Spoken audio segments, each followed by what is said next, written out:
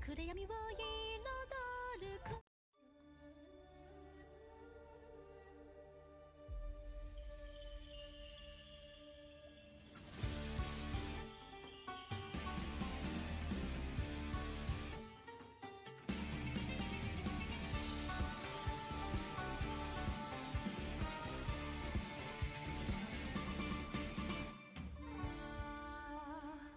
人混みの中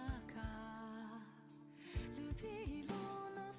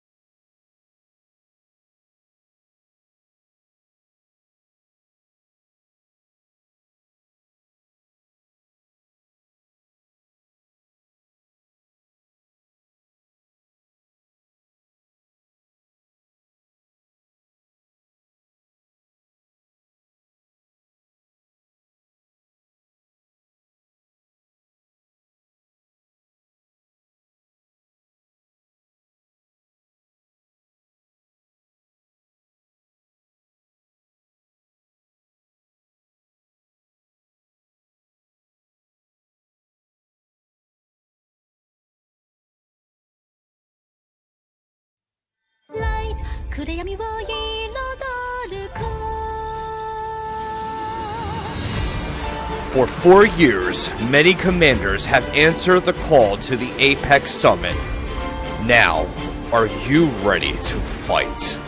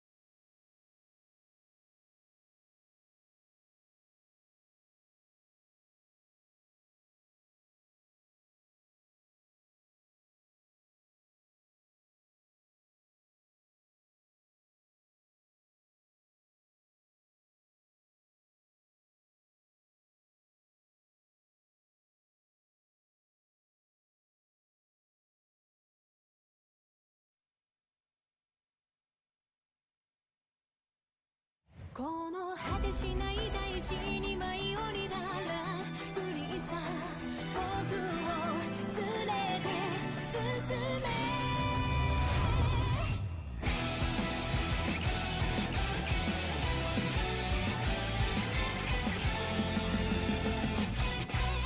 胸の奥に残った種の酔いは強く迷いを日々咲くから夜明けのない世界で何を見つめてるだろう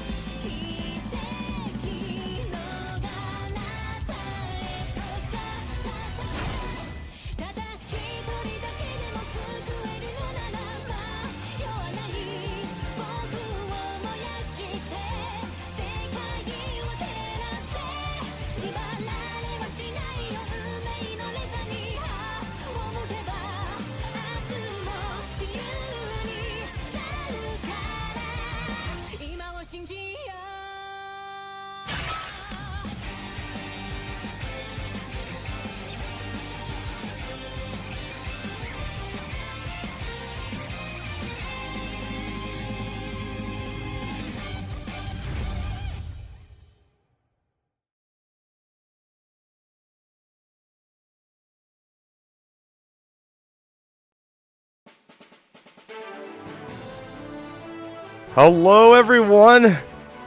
Are you guys ready for some more beef that is going to be taking place here today, guys?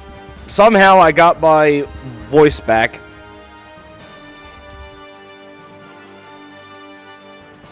Morgan Freeman to old match. They should. Okay. So, last night was crazy. Not like how it went in the first Game of Thrones. Both teams are pretty much even out. I am well rested. Yeah, I slept for a good 9 hours, I would say. But my voice, you can tell there's something going on with my voice because of all the, stuff.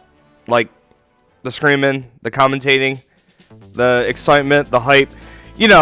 We were all experiencing that last night. But here we are, guys, for day 2 of the Game of Thrones, Aurora versus Mystery, the Revenge arc. So Cecil is stepping away for a bit. He should be back. Later. And of course, Moon, he says he is cooking at the moment. So our first match is going to be a continuation of, I think it was YZ. Let me go take a look real fast. Yeah, so YZ is facing Sadao now. Hold on, guys. Hold on.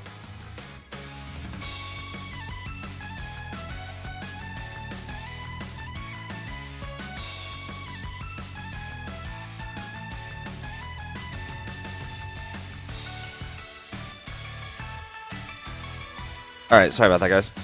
Okay, so Raven and Sadao can't play, so jump Absol? Okay. Absol versus who, though?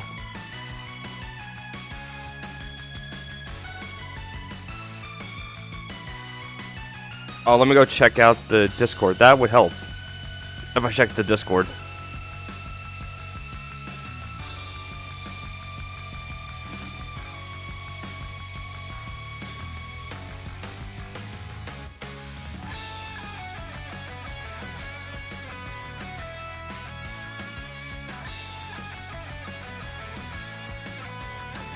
Alright, so Absol versus YZ. Okay. Oh, you guys said in the chat. Alright. Sorry about that, guys. I'm just looking at 2 different screens at once. Well, trying to. Anyways, YZ is definitely holding his ground here.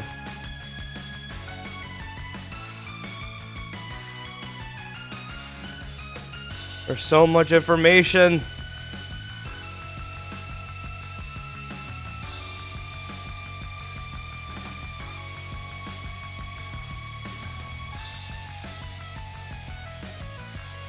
Yeah, can YZ actually carry Aurora all the way to the end?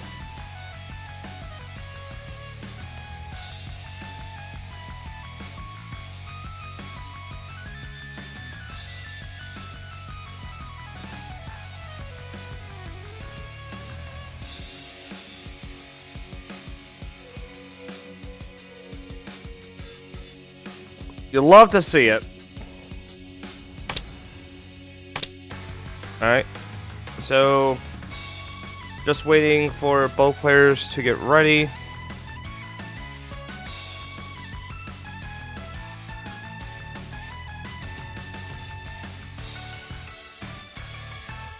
I'm gonna pick a map.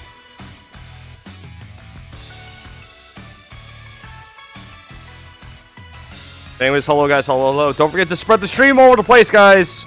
Send it to your mom, send it to your dad, send it to your crush that you're too afraid to speak to. Share your hobbies with them.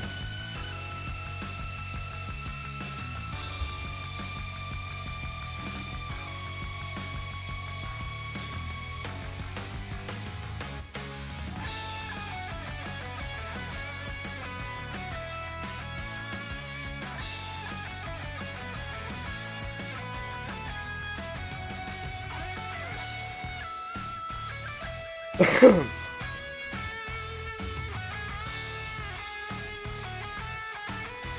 I want to show off Juicy's art again. Juicy's art is, like, top tier.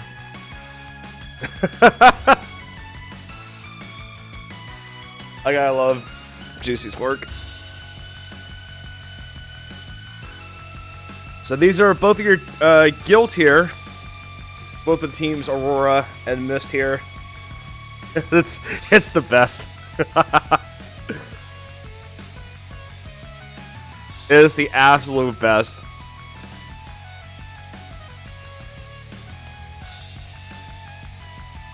Alright everyone, we're going to be jumping right into day 2 here. Between YZ and Absol here. Because Zuko does have a scar on both sides. Hello, Ravenous Babble. How are you doing today, sir? Alright, so let's go jump into game number 8 in the Game of Thrones between Aurora and Mystery here. And if you don't know who these two players are, allow me to introduce to you. First up, we are going to be talking about the guy with the broom that is YZ for Guild Aurora here. And his favorite playstyle is a flex playstyle. And his favorite character is Alicia Melchiot from the Volcaria Chronicles. And YZ has been performing extremely well in this Game of Thrones here. And now up next, let's go talk about the challenger from Mystery. That is Absol.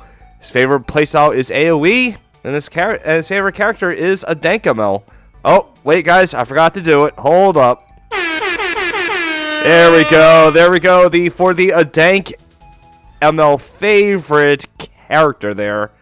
And let's go jump. Wait, it's snowing? Wait. So, Ravenous lives where I live, and it's snowing. You say what now?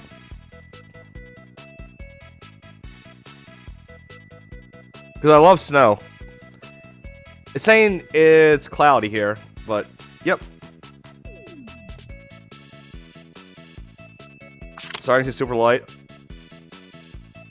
I love snow. I can't help it. I love snow. Leave me alone. Alright guys, so in the middle of all of the banter and introducing our players, as we see, Absol is going to go for a Gintoki first ban against YZ. YZ going for a Christian first ban against Absol. YZ is going to be going for a Lightbringer first pick here. And Absol is going to be going for his own Lightbringer first pick as well. YZ is going to ban Sword of Light and Shadow and Gintoki from Absol here. And YZ is going to be going for a Kyura second pick here, while having his Sissy White and IBC ban, which are really good bans, so that Kyura is not going to be able to get that boost to try to go in for snipes against the team of Absol here. D-Heart and Lucretia are going to be the bans against YZ. Absol is going to be going for Rose's Hill second pick, which is absolutely crucial for a tank push in a way, but also able to help with the AoE coming in from Absol here. We do have Emma Clayton and Sherry Band, and a Dank Elmo is going to be the pick for YZ here. And see that people are rooting for the Absol carry here. And it's going to be an epic Game 8, guys. Now, Absol is up next to Bantumari Heroes. Wet Ham and Emperor Lovania are going to be the bans, and Lost Ham is going to be the third pick for Absol. All Pinches says in the chat, all is lost if we get to me. Aw, Pinches. No. Have hope. Always have hope.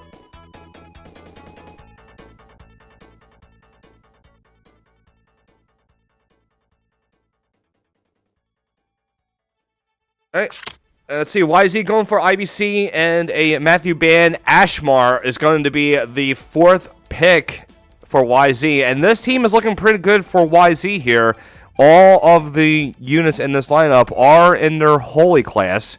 So Lightbringer is able to buff everyone here.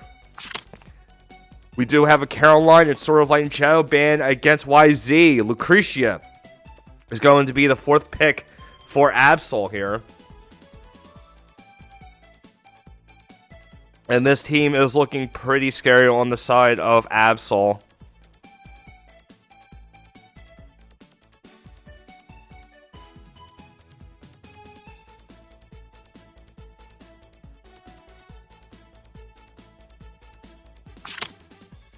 And looks like Wetham and Mary Andor are going to be the bans, and both players have chosen their favorite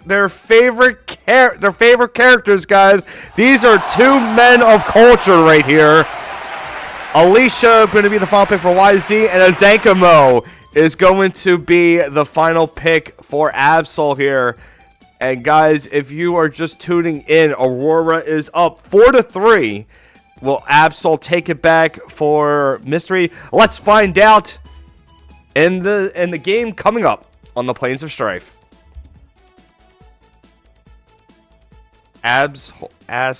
Oh, Peaches, I saw what you did there.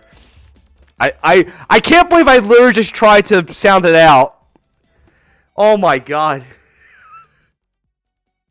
Peaches, you got me. You almost got me.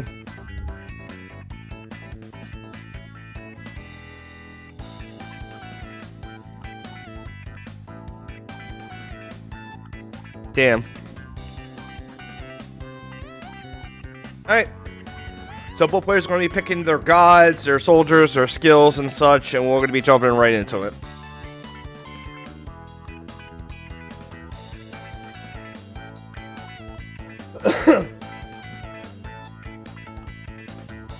Everyone say hi to Pinches in the chat, because he's saying that once it gets to him, it's all lost.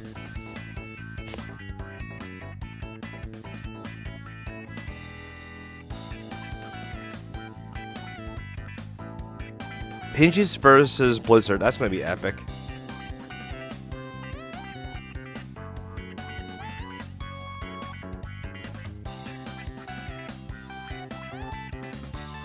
I would love to see Pinches versus Blizzard. Alright, guys, here we go. It's going to be the first game of day 2 between YZ and Absol. And allow me to introduce you to the players on the left with a team of Lightbringer, Alicia, Kyora, Ashmar, and Adankamo.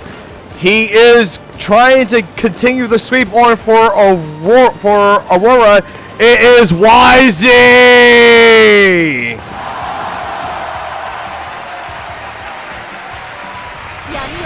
And on the right, with a team of Lightbringer, Adankamo, Rosenseal, Lucretia, and lost him. Will he bring it back for Mystery? It is Absol!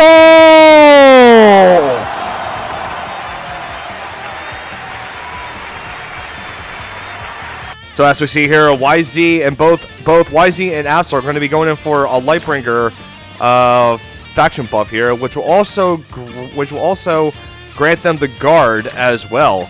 Alicia is going to be bringing in her Grenade Blast at this time instead of Accelerate 8 here. Ashmar is going to be bringing in her single target skill set. Kyora going to be bringing in Star Slash and Magic Shine. Magic Shine is there to go and ignore guard. And Adankamo is going to be going for the single target build as well. And here we see YZ is going to be moving Adankamo. Going to be placing the portals now and giving a Tenyo Breeze to the Lightbringer of YZ. Meanwhile, on the side of Absol, Absol is going to be bringing in the AoE build for Adankamo. Lightbringer is going to be having the Strengthen skill here. Rosenseal has been going for the single heal, mass heal, and miracle. Lucretia going in for the single black hole here, and Lost Sam is going to be bringing in Repulse instead of Quicksand Devour here, which is absolutely fine. But notice that there is a difference in unit selection between YZ and Absol here. YZ is opting in to bring in the Templar Knights, while Absol is going to be bringing in the Fighting Monks here. Rosy Seal is going to be bringing in the Royal Protectors, which is going to protect her against any snipe coming in from Yori here. And Daikamo going to be bringing in the Fighting Monks too. So as we see, this first turn is just going to be all about. It's going to be all about the set. It's going to be all about the setup here. Now, Absol can use a Daikamo to override the portals of YZ here with his own. So we might be seeing that. We are going to see an Invite to Dance being cast on a Daikamo, and the Sand Ballet is going to be the cast on Kaiura. So Kaiura is Ashmar's dance partner, which means that they both will have a bonus increase in stats by 15%. Absol is now up to move. And it's going to be a Daikamo and Lostham available for movement here. And the Tenyo Breeze given to a Daikamo is given to Lightbringer yet again here. And not quite to anyone else here. Not given to Kaiura or Alicia here, but Alicia is going to be receiving the defensive buff and magic defensive buff from the Tenyos here. Now let's see what Absol is going to do next. Again, Daikamo and Lostham are available for movement here. Lostham cannot really reach anyone yet, even with the grapple. And Absol taking his time to plan his next move. Looks like a Daikamo is going to be moving, given a damage dealt increase. I'm sorry, attack buff to Lostham here. Not really quite a Tenyo Breeze. And let's see what YZ is going to do next here. Cannot reach anyone yet.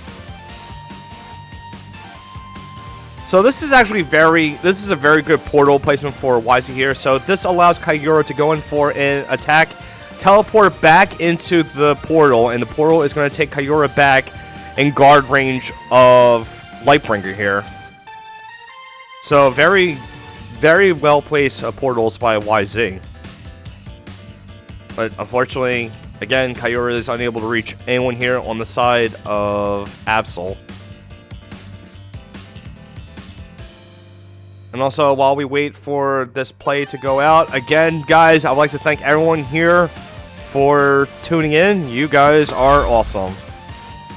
And let's see, we actually did have a Kaiura moving, moving all the way up. So, thing is, Absol still cannot reach the Kaiura or anyone else here. So this is perfectly a good spot for Kaiura to go in for an attack here.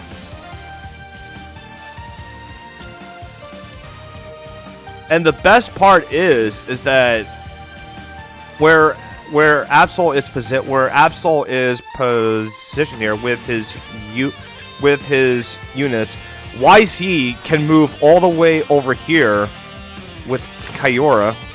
I'm sorry, can't really move all the way there, but could go in for a snipe somehow, or not. 1, 2, 3, 4, 5, 6. 1, 2, 3, 4, 5, 6. So, can't really do as much here. It looks like Zuko. Yeah, so, I'm sorry. I saw Zuko's name in the chat. Thank you. All the jugs. So Absol is going to be moving the Lost Him away so that way he can't be sniped by Kaiyura here. And this is giving more space for YZ to maneuver with here. This is just fine. Now, here we are, turn 2. And as we see, the fog of the Apex Arena is moving on towards the center of the map. Now, here is the thing, guys. Once you step into the purple fog, your hero dies.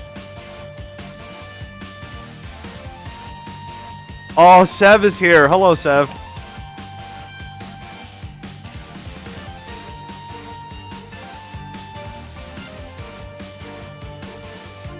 Yep, it's an insta-kill.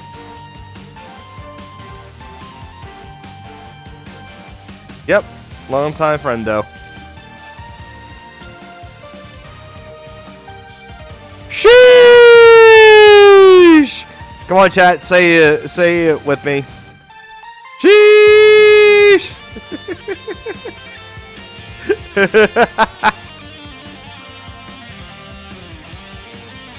All right, so YZ.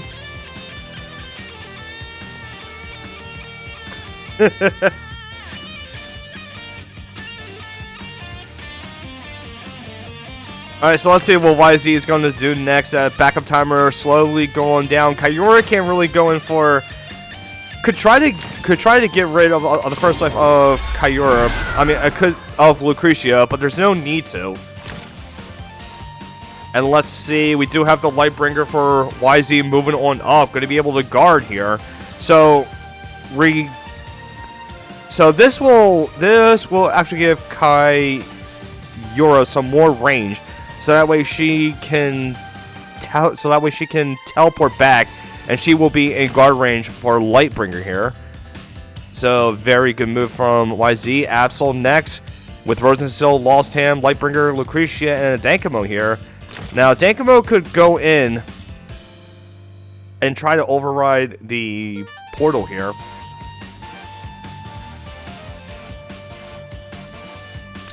So 1, 2, 3, 4, 5, 6.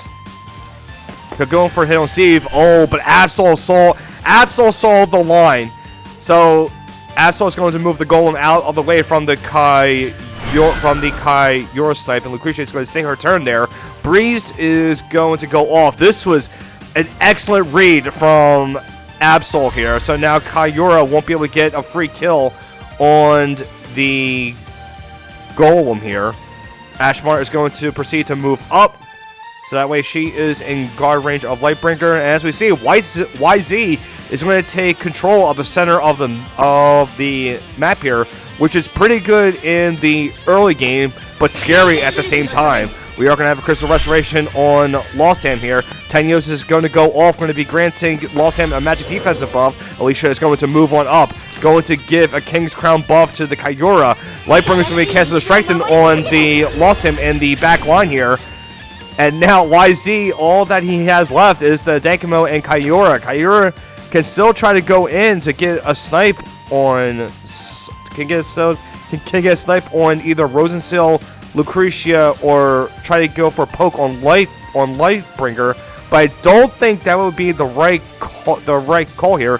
So what YZ has to go for is a Tenyo Breeze on the Kaiyura, and Kaiyura will be able to get a snipe on a crucial target on the side of Absol. But the thing is, the teleport will only allow Kaiyura to go back 3 squares.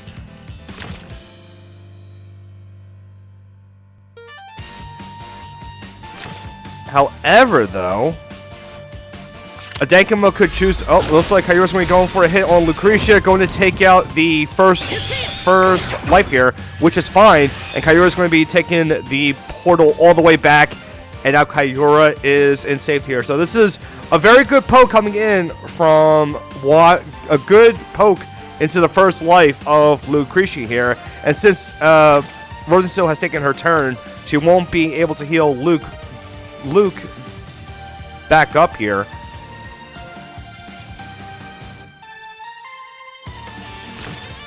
And Lost Ham will not be able to grapple onto anyone here. Could try to go in for the tree. but he will suffer a debuff from the portal and do some damage to the Lightbringer, but it won't do as much.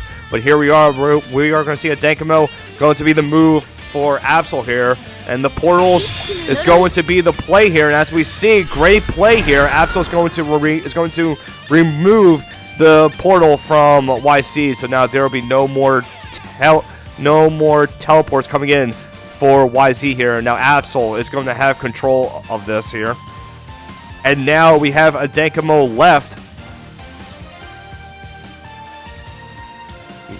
with five movement here. Won't be able to do much. And now we're going to have an attack. Lightbringer is going to be going in for the guard here.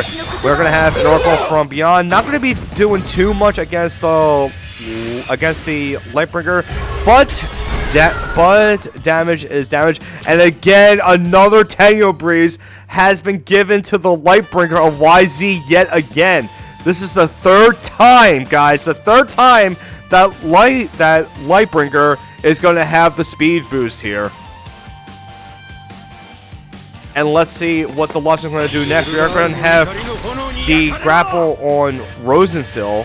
This is interesting. And oh, the portal here. And now Lost Ham can go in for a riposte here on either Lightbringer, but he will only attack himself if he goes for Ashmar or Leisha here. So a Dankamo would probably be the only valid target here. But as we see, a Dankamo is equipped with those Crystal Warlocks, and more than likely she's going to have a Dropnir equipped, which means that there is going to be a lot of reflect damage coming back towards the Lost Him here. And this is going to be a riposte, but only for him, and doing a significant amount of damage to Alicia. Alicia is reduced to 29% life here. And that is including with I'm sorry, that was with the Dankamo, but a pretty good amount of damage from to Alicia here. And let's see what YZ is going to do next here. YZ, again, does have the range to go for whoever she wants here. Oh, I apologize. 3, 4, 5, 6. So she cannot reach the Luke here. And the Golem is in the fog here, as you see.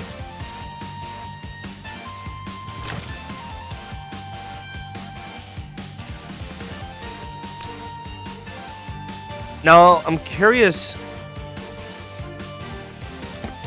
Oh, we are going to see a Kyura, but oh, we do have the Reflect going off. And the thing is, will it be enough to kill? No, a Dankamo will survive, and Kyura almost dies to the counterattack here. Kyura has been reduced to 7% life, 601 HP left for Kyura, and now we have a black hole going up. This will kill off the Kyura. Alicia has been reduced to 7% life, and Absol is being shown to be in a pretty good position here. Alicia reduced all the way down, and Absol is still taking his spot here. But but here is the thing, guys. We still have YZ still has his big hitters here, and now we are going to have a Righteous March going through. We are going to have a Grenade Blast going off, and this will kill off the Lucretia.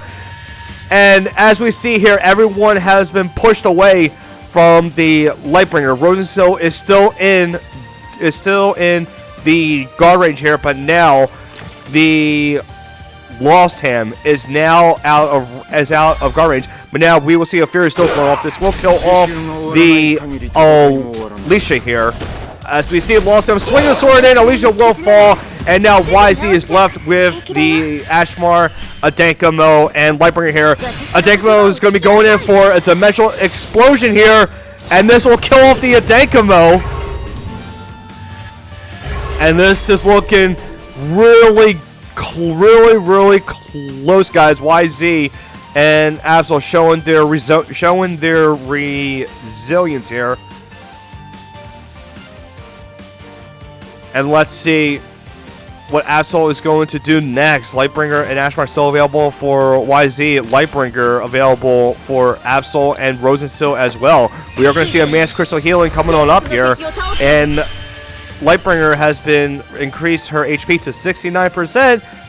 Nice. And now Lightbringer and Ashmar are available for movement. Ashmar still having access to her 3C. However, she doesn't have a dance partner. So we are going to more than likely see an Ode to the War Dance attack coming up for YZ here. Lightbringer's going to move up, going to remove some debuffs and receiving one from the portal here. Magic defense is reduced by 30%. We do have a discipline coming up for the Lightbringer of Absol, and not really doing too much, but damage is damage. And here we go. Ashmar is going to be moving up, but not going to be going for an attack here. Also, she's going to be receiving a damage taken increase by 20%, and all that is left is the Golem of Lucretia for Absol here. So the Golem can go in for a clock here. Could be going in for a clock on the Rosenstiel or Lightbringer here, and we see that it will be a clock on the Rosenstiel. So all of her cooldowns have been reduced by 1. Now YZ is up next, as we see Ashmar is able to go and invite someone to dance. She can choose a Sam Ballet partner, and she can go for her 3C. And that seems to be the play here. Going to pull the Adekamo to the side, and let's see who YZ is going to choose as her as the dance partner. Adekamo is going to be the selection. Ashmar is going to receive a magic, an MDEF debuff here, and now we're going to see a 3C attack or a Ode to the War Dance to be able to heal herself, and a Adekamo up to full. But I do believe that we're going to wind up seeing the 3C here. And looks like it will be an Ode to the War Dance? Nope. Yep, it is Ode to the War Dance. This will deal a significant amount of damage to the Lightbringer and all the heals. And another Tenyo Breeze has been given to the Lightbringer of YZ. Lightbringer cannot stop going fast, and she won't stop. And now Absol is up next.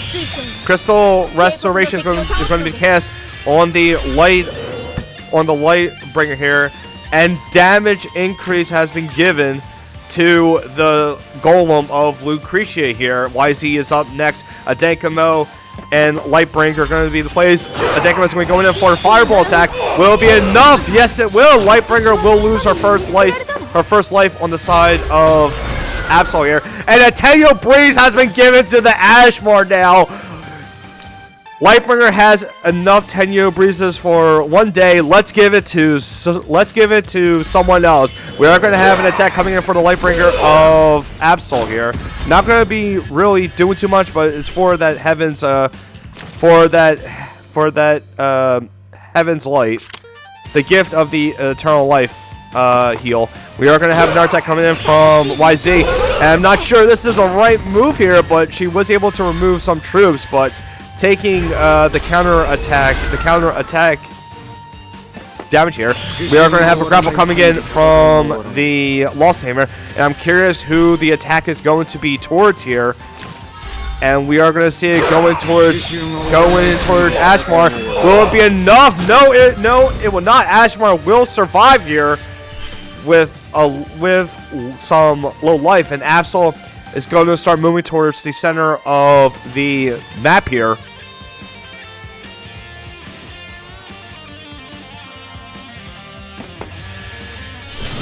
And now we are going to be off to turn 5, guys. It is still a 3v3, and now we are going to see the Lightbringers on both sides going in for a faction buff here.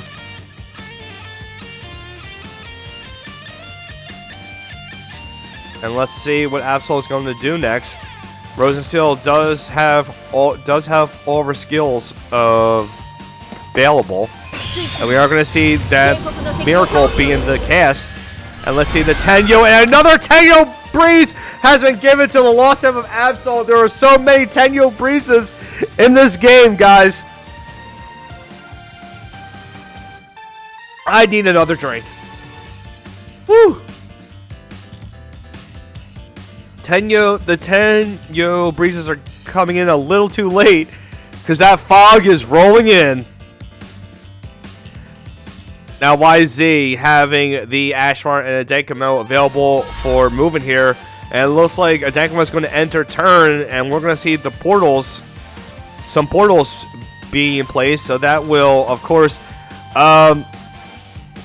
it will apply some debuffs to the team.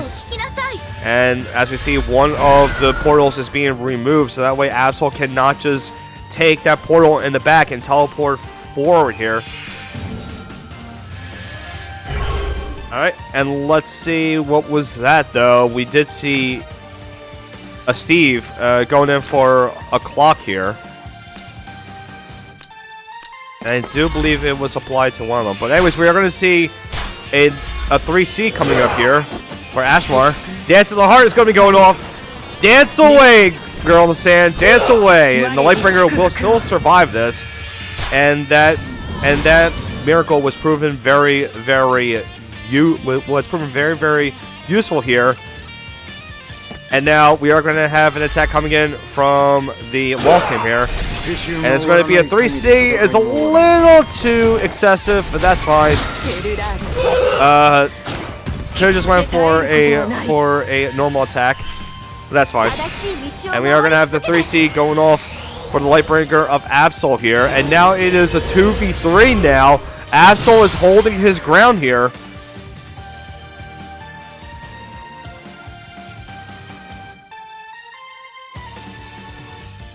Alright, and now YZ's going to be moving in a Adenkamo, going to be getting the activating here, and we're going to have a Fireball being the cast here, and this will Oracle from Yon, and the Lightbringer of Absol is going to go down, and now it is a 2v2 now. The Lost Ham and Rosenstill still available for movement for Absol here. This game is absolutely insane, folks. So I'm curious if we're going to see... I'm not sure if Absol should be going in with the Lost Ham Riposte or not, but I know for a fact that the Lightbringer can trample the Rosenstill of Absol here. But we are going to see a Discipline going off and a good amount of damage coming in for Lightbringer here. And Lost Ham has been reduced to 32% life. Rosenstill still at full here. And I'm very, very curious what YZ is going to do next. And I'm sorry, what Absol is going to do next. We're going to see a Mass Crystal Healing going off. And let's see what buff Lost Ham is going to get. And that is a damage dealt increase, which is pretty good here. Now, I don't believe that the Lost Hand will be able to get a kill on the Adenkamo without killing himself. But right now, the only path to victory for Absol that is in the way is the Adenkamo here. So here we go. We are going to have the grapple going off. We are going to have all the heals here, and I do believe that Lost Ham is going to be going for the Riposte from the tree. And let's see if this will be enough. Reflect and Crystallization will be going off. And the thing is, will it be enough? Lost Ham, no, it will not. And Absol will retreat, and YZ is going to continue the sweep here for Aurora.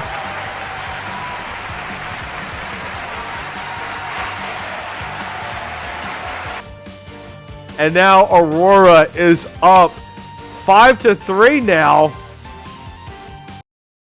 Oh man, get the broom. YZ is having a good sweep here. Absolutely insane coming in from YZ. Oh my god.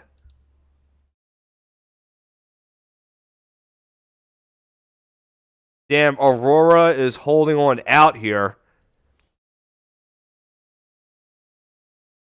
Alright, so who is next up?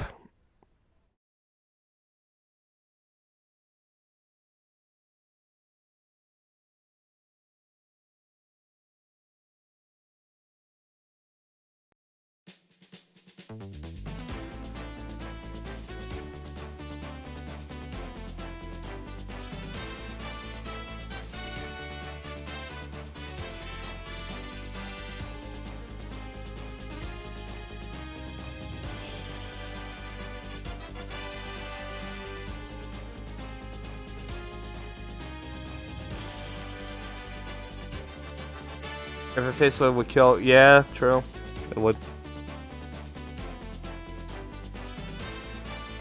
But that's fine. We're all here to have a good time.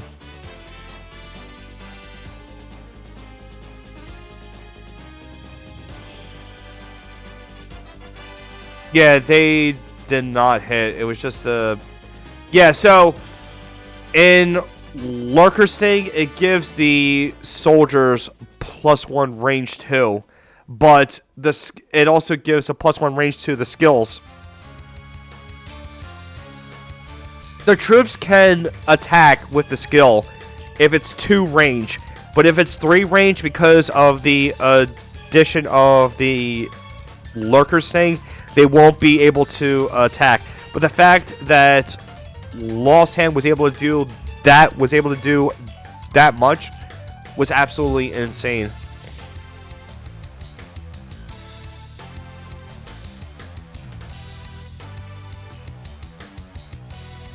I need to check Discord.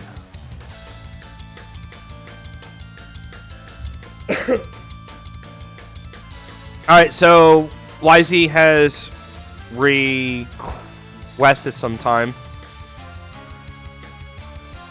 Oh yeah, definitely.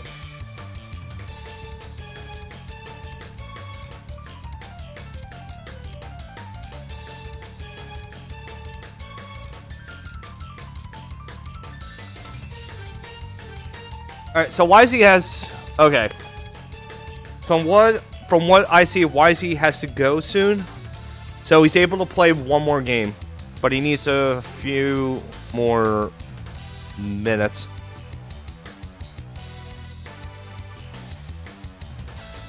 So chat, feel free to chat it up. How's everyone's day? How you guys doing?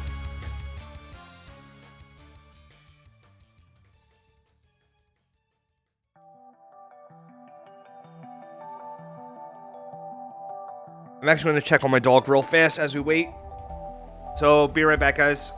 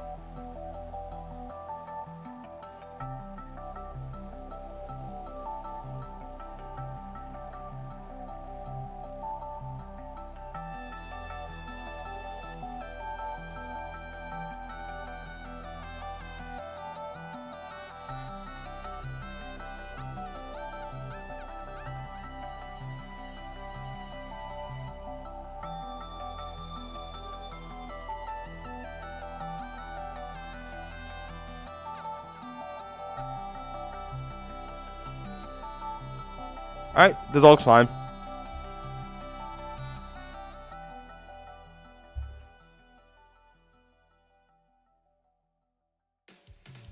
Like general?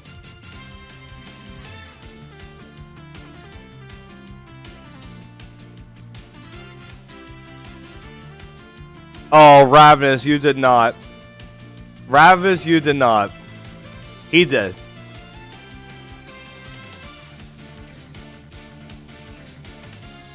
So anyways, guys, if you don't know who Ravenous Babel is, Oh, I see. Oh, the dice. Wait, is it the dice or the fact that you just bought a history pack 1 box? Oh, that looks absolutely amazing. The die? Oh, that is so sweet. Guys, if you don't know who Ravenous Babel is, allow me to introduce you all to him. He is my friend and one of my favorite flesh and blood content creators. So if you know a good amount about the TCG Flesh and Blood, feel free to give him a follow on his YouTube with the same name as well. Just as we are waiting for YZ to come back. But yeah, guys, feel free to get a smoke break, a bathroom break, whichever you need.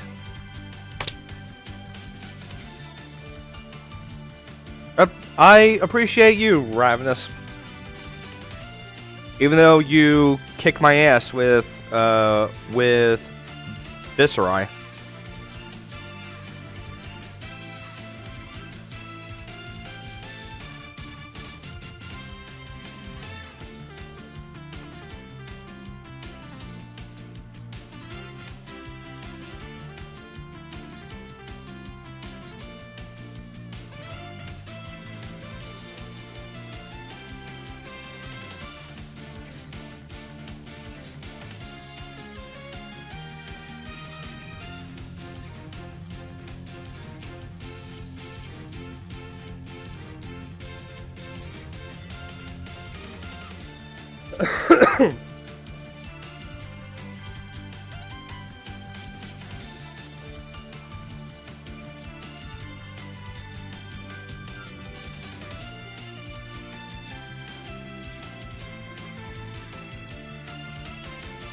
And so, while we have some downtime here, just going to be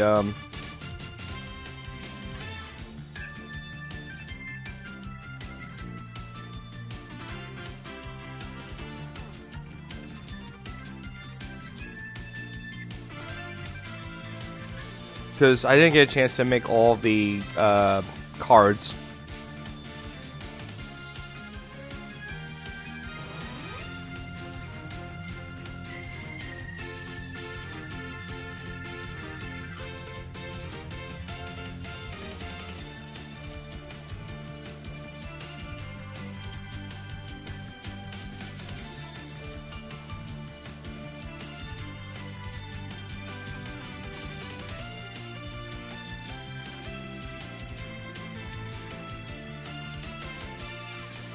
Oh man.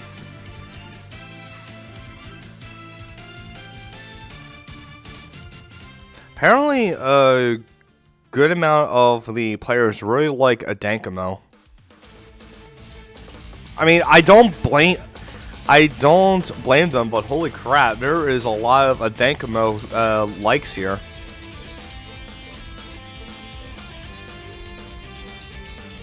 I mean, true, she does have dank, but, like, there's a lot of dank here.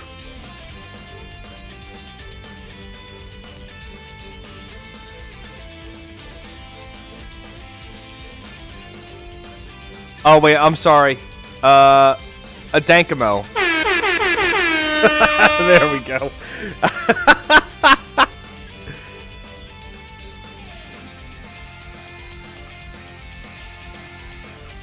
It's she. Dankamo's a she. Alright, guys, we're going to be jumping into Game 9. And YZ is just powering through the entire team of Mystery here. But now, would he make sure that he will stick up to... let me just get some words in my mouth that make sense. Can YZ be stopped with the broom? And now allow me to introduce you to, as I add the card into OBS, because my dumb ass forgot to do it in the first place, if you know what I mean. Let's go talk about Raven. As we see Raven here, his favorite playstyle is ST Rush, and Brenda is his favorite character. Now, as a matter of fact, in the first Game of Thrones, we did have 2 Brenda players going at it against each other, and that was an epic fight there going on. Now, I wonder if Raven is going to bring it back again here against YZ. Let's see here. The map is going to be on the Plains of Strife. Each player has decided to go for different for actually the same bands here, but there was a different first band for each player. For YZ, it was Sword of Light and Shadow against Raven. Raven was Lightbringer against YZ. But there was that same band with both with Sissy White in it. So no tanks at all for both players here. And the picks are the same. Gintoki for the first pick for both players, and Wetham is going to be the same for both players as well. But as we see here, Raven says, "No, no, YZ, you are not going to have your favorite waifu in the game. Alicia and Emperor Lovania are going to be the bans against YZ here, and I wonder if YZ is going to retaliate by banning Brenda and Duelist here."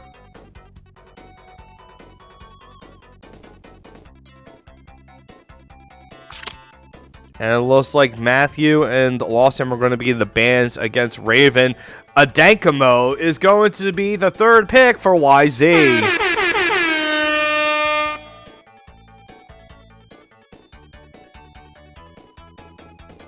And then now let's see which 2 heroes Raven is going to ban here.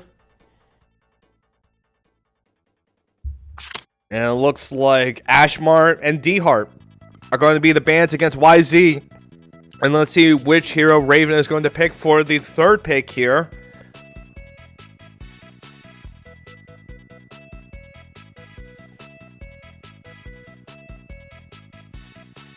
Better give YZ 48 Breeze Brox.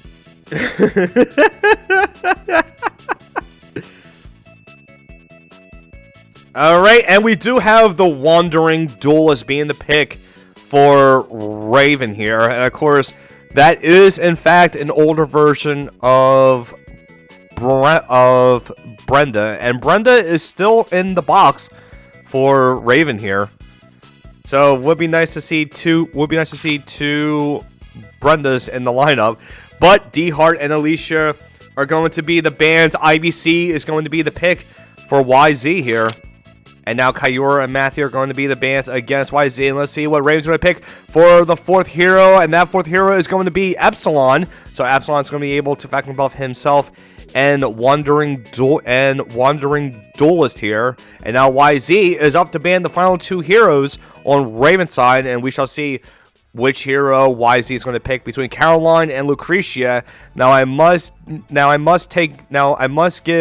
give a note and some context to the viewers who are just coming in to watch the game. Caroline has been proven to be very, very useful for YZ. But instead, YZ is going to be going for Lucretia, and Brenda is going to be the final pick for Raven here. Now, this is an interesting lineup for both of the players. We are going to see a wandering duelist making her debut in a live stream Apex here, and this folks is the Game of Thrones. Aurora is leading 5-3, and YZ is breaking the bacon home. So this has been absolutely insane. Now, unfortunately for YZ, he doesn't have his waifu because, you know, she got banned.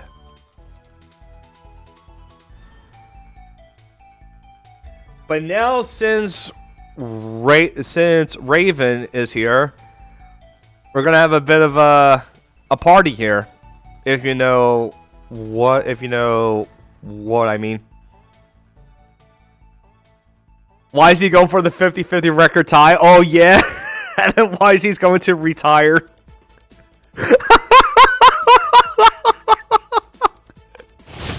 Oh. That's what's gonna happen. Nah. Just busting on 50-50. Alright guys, let's get ready for game 9. On the left, with the team of Adankamo, Gintoki, Wetham, IBC, and Lucretia. Is YZ going to sweep the next player for mystery? It is YZ!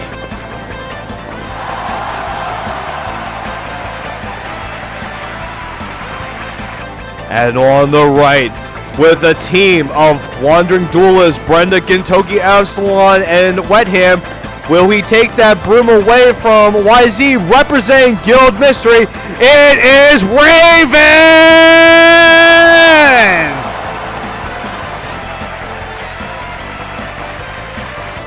And as we see here, Brenda is going to be in her cavalry class with Dragoons. Wandering Duelist is going to be bringing in the Griffin Knights here. Gintoki is going to be bringing in his aggressive skill set here. Epsilon going to be going for the Accelerated Aid build to give it to Wetham to go in for an Annihilation build here. We are going to see a Max Attack going off, going to be given that Heavy Strike formation to Adankamo and Lucretia. So now their base movement has been increased to 5 here.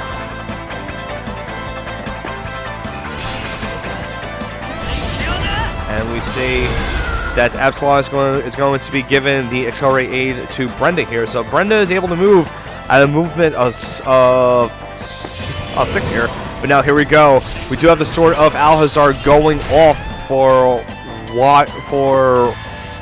YZ. And it's actually going in for an attack here. The air slash build is going up, and Epsilon is going to go down. So this is a good kill coming in for YZ here. But now the duelist is going to be given the chains of vengeance to Wetham now. Now he's going to be taking 30% increased damage from the wandering duelist now. And Gintoki is going to have a full 4 stacks of Samurai Soul. And Destiny Stare is going to be the play here against the Adankamo and IBC. And we are going to see an attack going in against the Wetham here. Actually, it's going to be going against the sword. So this is actually pretty good, because now this will deal damage to anyone who is chained. And let's see how much damage it will be. Good amount of damage coming in for all 3 sides here.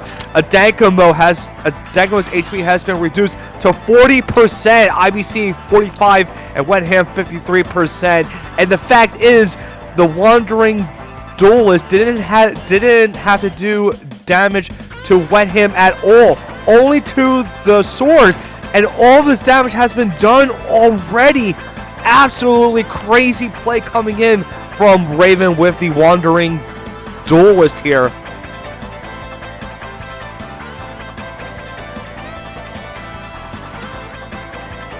And now the crazy part is, if the Wetham is killed and the Wetham talent goes off on either the Adankamo and IBC, Raven can just go for the teleport in and annihilate YZ here.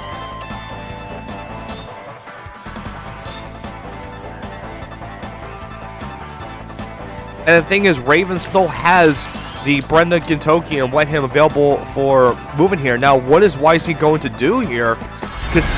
Considering that they both have the chains here, and they last for 2 turns, and it cannot be dispelled at all. Which means that if Wandering Duelist were to go in for an attack on him, she's going to be going for a triple kill potential here. But now we are going to have the Shadow Step going off and this is really good here. And now the Wet Hand is going to be doing the Sword of Alhazard, going to do again a significant amount of down to everyone here. And I do believe Gintoki is going to be the target for Wet Hand here. Annihilation is going to go off, but Gintoki will go first for the attack. But will it be enough? No, Gintoki will survive with close to 3k life here. And Raven failing the kill on Gintoki, but the thing is, if Gintoki were to go for the sugar intake here, he will kill himself. And now Whiteham is going to place himself right behind the team of YZ here. And let's see what Raven is going to do next.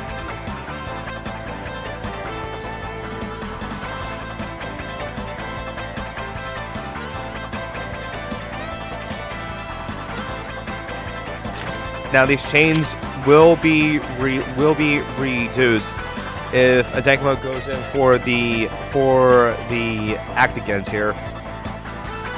But I don't think she'll be able to do that in time.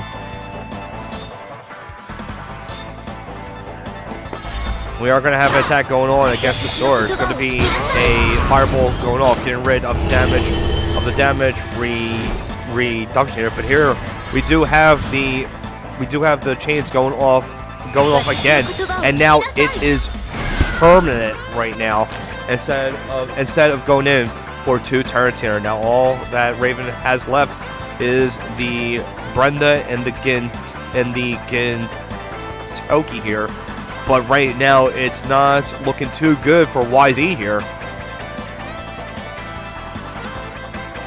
And all we have left for YZ is the Gintoki with the annihilation debuff on him. All healing dealt is turned into 50% damage. And Brenda is going to be bringing in 2 act against skills with Strike and Enchanting Shadow, which means that she will be moving at a range of 12 here.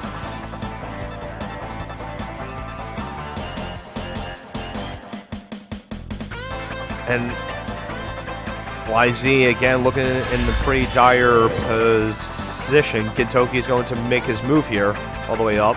Let's see what YZ is going to do next. Gintoki is going to be the available movement here.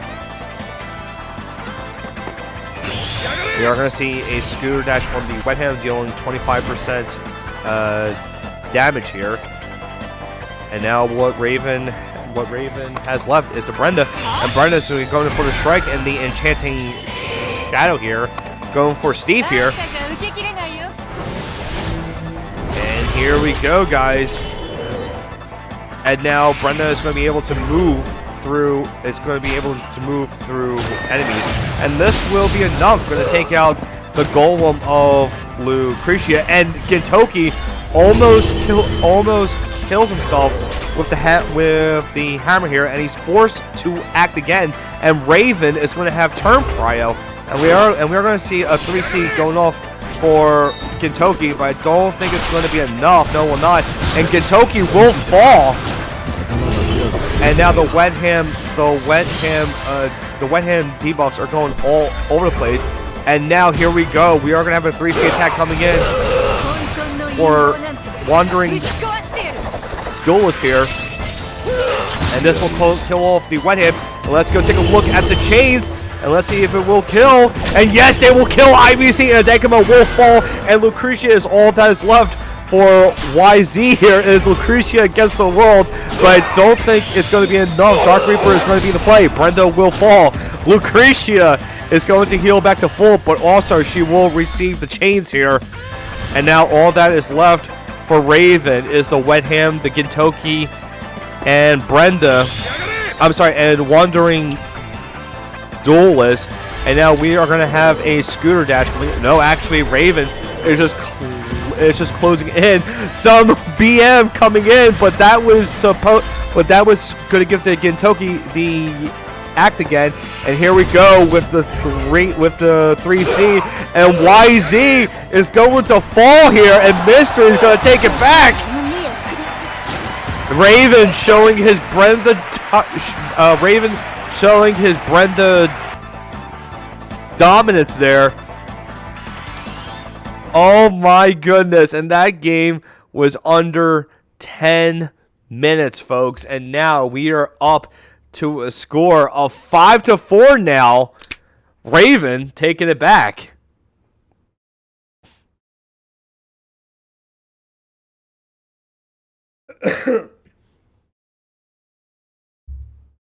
Oh man. Uh-oh. Guys? Hello? The game just, like, stopped. Like, okay, that was weird. The game just stopped. The game, like, I just saw, like, the game is having, like, no internet, and, like, no, I mean, like, it's just, like, the game stopped. And then it just, like, it came back, and it's like, all right, it's all good. Okay, that was scary. That was pretty scary. All right, so who is up next for Aurora to take the place of YZ here? It's always a skill issue. It's always a skill issue.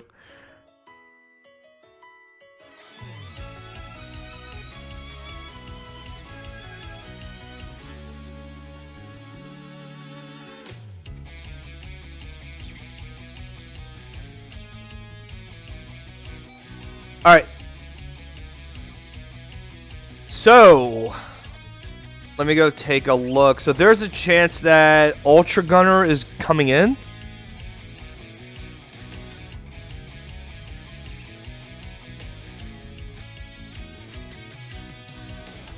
I just want to get a confirmation from Aurora.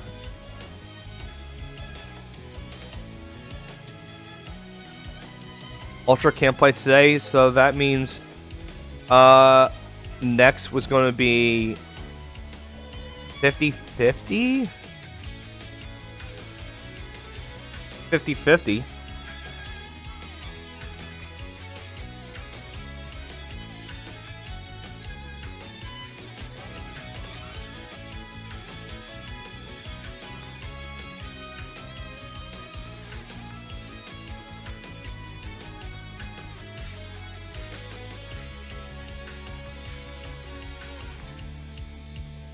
Blizzard will go? Alright.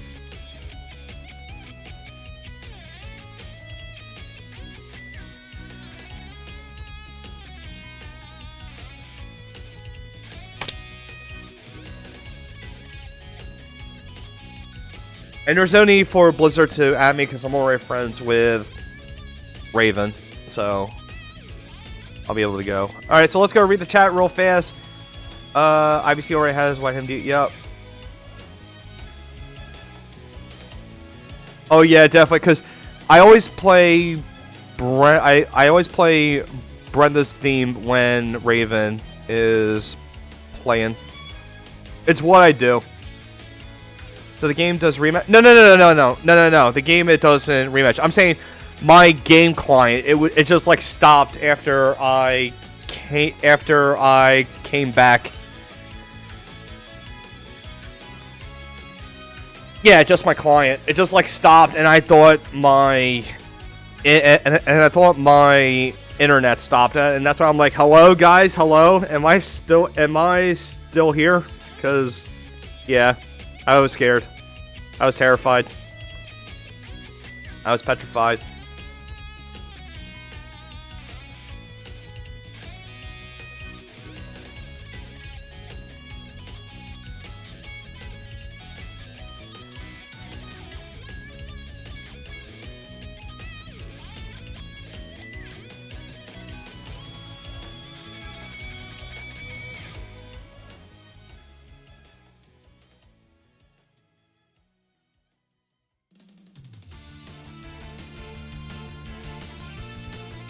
Alright.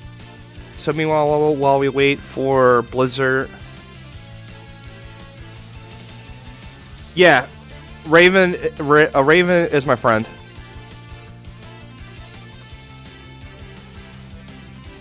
All good. Alright, they just started, guys. Let's get right to it, guys. What game is this now? Game number 10. This is game 10. Oh boy, this is... Woo! Alright, guys, so here we are, game 10. Raven has taken the broom away from YZ, and I believe it's his turn to sweep now? Possibly? Let's go and find out, as again, I forgot to add the freaking card for Blizzard. And this is actually the good Blizzard here. So let's go take a look at who the next player for Aurora is, and that is Blizzard. His favorite playstyle is tank push, and his favorite character is Ledin. From good old Langrisser 1, you may have known him as Garrett from Warsong for the Sega Genesis. But yep, that's him in his SP form. So yeah, tank push against against Rush here from Raven. So as we see, first pick is going to be Ledin. Let's go. And Lightbringer is going to be the first ban against Blizz. Meanwhile, Rosenstill and Elma are going to be the follow-up bans here. And we have a Gintoki first pick coming in for Raven. And his bans are going to be D-Heart, Sissy White, and Sort of Light and Shadow right now. And Liana is going to be the healer for Blizzard here. And interesting enough, we see a Ricky, we see a Betty, we see a Noemi in here, and Michelle. So this is going to be...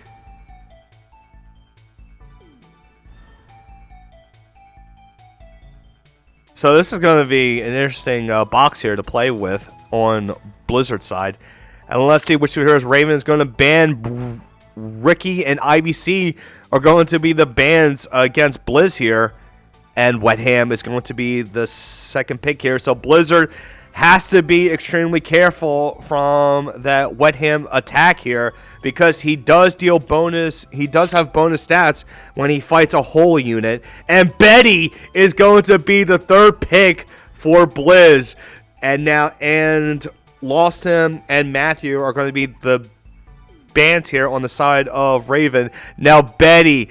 Now, Raven has to be very, very careful with any kind of AoEs here, because now Betty is just going to deal damage to them. And we see Michelle and Helena are going to be the bans against Blizz. Raven going to go in for a third pick Epsilon here. And let's see which two heroes Blizz is going to ban next on the side of Raven. As we see, Wandering Duels and Brenda is still available for choosing for Raven here. And Blizzard having a lot of backup time to think here. And it looks like Alicia and TJS are going to be the bans. And Blizzard, let's see what Blizz is going to be going for a fourth pick here. We see Caroline, we see SP Lewin, we see Noemi, Christiane, and Sophia here. And the best part is Blizz is able to factor buff right now everyone in his lineup with Ledin.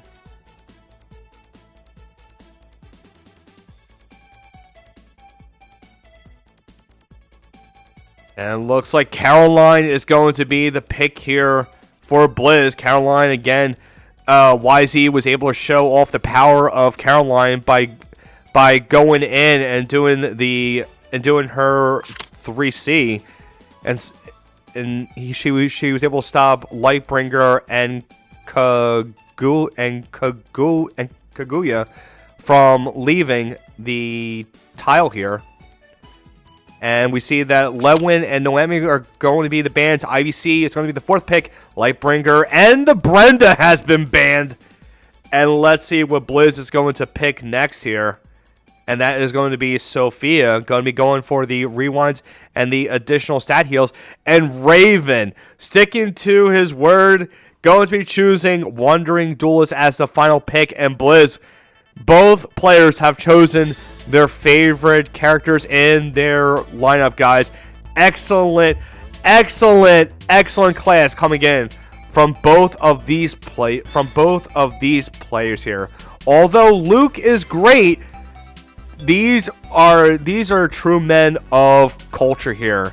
And again, guys, Aurora has lost their streak. Raven was able to take it back, and now it is 5-4. Aurora is leading the Game of Throws here.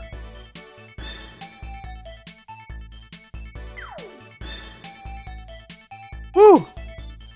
How rough is the grind just to be competitive now? It's pretty. It's not that rough. It's pretty rough, but it's not that rough. Because there's a way that actually I lie. I actually think it is kind of rough now because now we have the gods. Now we have Thor, we have Odin, and all and such. So it's pretty rough, but it is possible though. It's possible. Alright guys, here we are, game 10 between these two players, and on the left with the team of Liana, Caroline, Lennon, Sophia, and Betty. Will he be taking the broom away from Raven right now? Representing Guild Aurora, it is the tank pusher, Blizzard!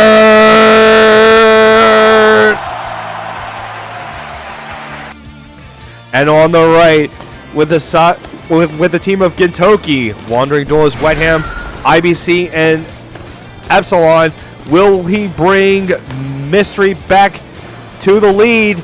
It is Raven.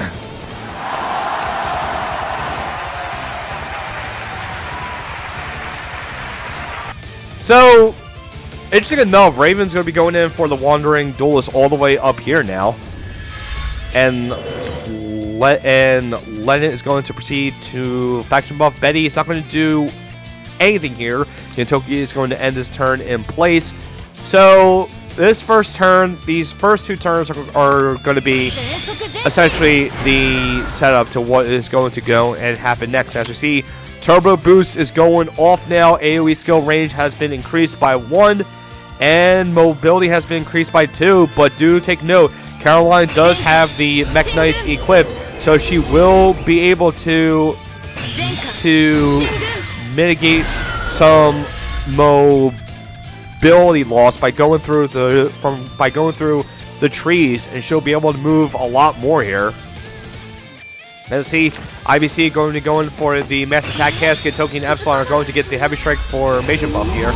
And Sophia is going to be given a heal upon herself, going to be giving her her buffs here. Defense increased by 30%, healing received increased by 30%, and they cannot be dispelled here because these are the effects of her talent and her 3C and her exclusive as well. And Epsilon is going to be moving all the way down here. Raven taking a very aggressive step forward with Epsilon, and Epsilon was able to proc the breeze here, so now he can go in for an attack on anyone here. Now we do have Liana casting Ode of Creation to the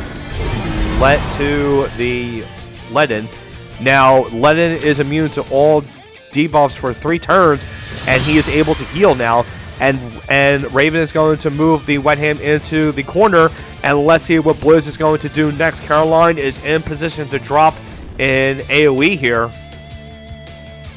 Now the thing is, she does have a good amount of valid target here. She can go in for the lock on the Wandering Duelist and Gintoki over here. She can go in for the lock on Gintoki and IBC, or he can go in for to stop the threat of Epsilon here by dropping the Calvary Doom and eliminating the Breeze proc here.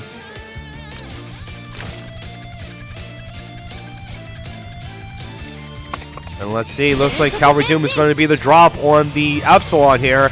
Now all 2 tiles within the sword. Epsilon will not be able to move as far, and we do have a mobility down now. So now the talent additional movement has been nullified, and Epsilon will not be able to move out of the square now. So great play coming in from Blizz, but now Caroline has to wait 6 more turns for that Cavalry of Doom,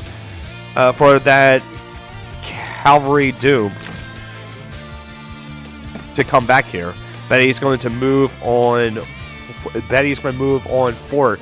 Epsilon is going to move back a bit, but once he starts to move out of the square, he's going to take a good amount of fixed damage here. We do have the Goddess here going off for IBC. Now Epsilon is able to move 5, but once he steps here, he's going to have to consume 2 movement here, and also 2 movement over here. So he will be able to move over here, but he's going to get dealt a good amount of fixed damage here.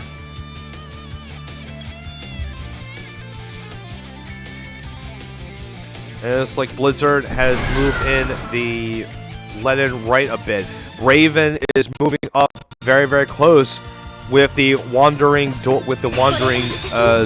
duels over here, and we do have an act again on the Caroline here. And let's see how Raven is going to respond to this. Gintoki is going to be on the move here, and a breeze has been procced. So now, if Blizz were to go for an elimination on Raven's side, Gintoki will be able to act again here. And now Caroline and Sophia are up to move, and I'm curious if Blizzard is going to try to go for an elim just to get the turn prio back. Now the crazy part is I do believe that Caroline can go in for an attack on Gintoki unless the range is not quite there though. Oh, we are gonna have a Radiant Glow going off for Sophia here. This will grant the talent buff to everyone, and of course gonna give I believe it's a regen buff. Let me double check. See, dispels it dispels them of 2 debuffs, but it's just there to get the. Wow, that was a good amount of damage coming in from Caroline. That Epsilon will go down, but now we do have the chains going off, and the blood sword is going to go off, and now IBC cannot move far though, but now the Gintoki is able to act again. But this was a good kill coming in from Blizz here. Now we are going to have the 3C coming up for Gintoki, but will it be enough? No, it will not! Oh my god, Caroline was able to survive that, but now all of her gear has been disabled. We are going to have an attack coming in for IBC against the...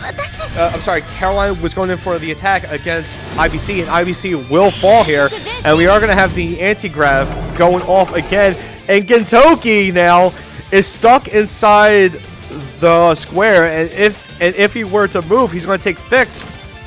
And this Caroline from Blizz is being an absolute pain here. Raven is having some trouble against this Caroline. The Blizzard is coming on through. And let's see how Raven is going to respond here. Looks like Gintoki is going to move out of square. It's going to be taking that fixed. It's going to be taking that fixed damage there. Betty is going to move on. Is going to be moving on forward now.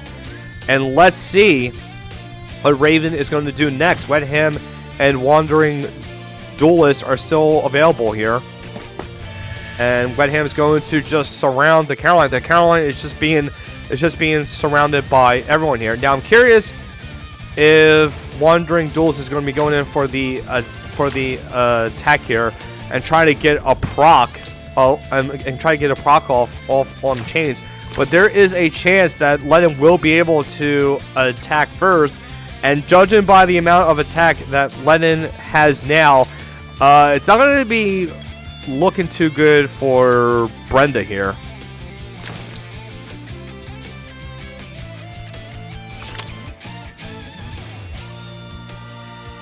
And I do believe, yep.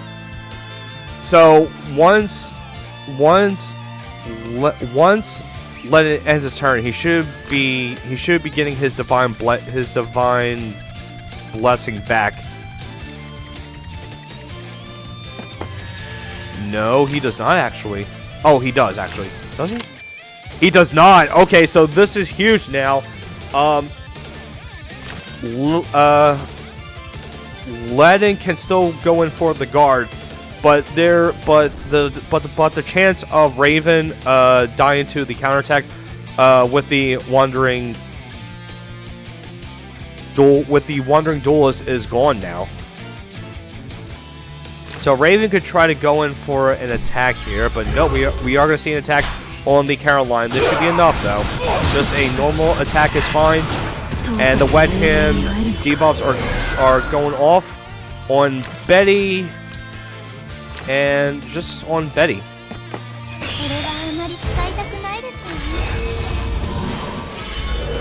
Huh, that's interesting. It only went off on Betty.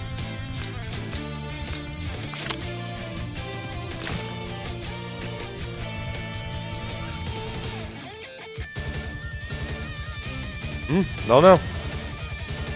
I know, like, these two have the gospel effect, but I'm surprised that Sophia didn't get afflicted. Alright, but anyways, here we are on turn 4, though. Raven, Blizz is leading in a 4v3. Raven has all of these power hitters here. But the thing is, who will win? An unstoppable force, such as the team of Raven, or the movable wall that Blizzard is providing here. Let's go and find out what's going to happen next when these two forces collide. Raven is up next. 225 seconds in the backstar. Shadow of Alistar is going to be going down for the wet ham of Raven here. Going to not afflict. Is not going to afflict anyone here. And I wonder if this will be a kill against the Len here. But here we have Will of the Divine King going off. So now we are going to have the counterattack going off for Len first. But he was unable to get the kill. So this is good coming in for Blizz here. And I wonder if we will see the 3C coming in for Len here. But we do have an Ode of Creation going on first.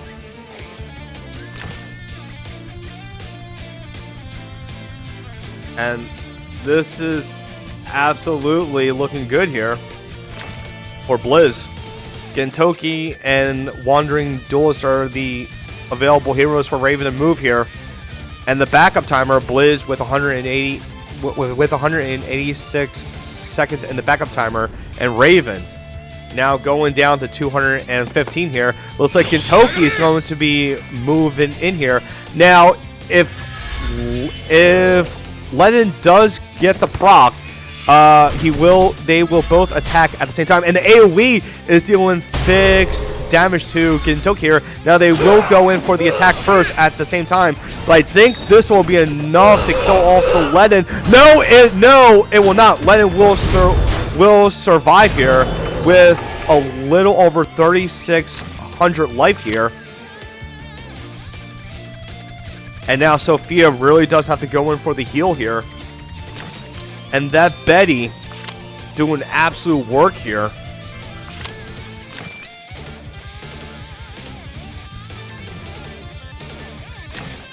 So yep, Sophia's going to be having to go for the heal.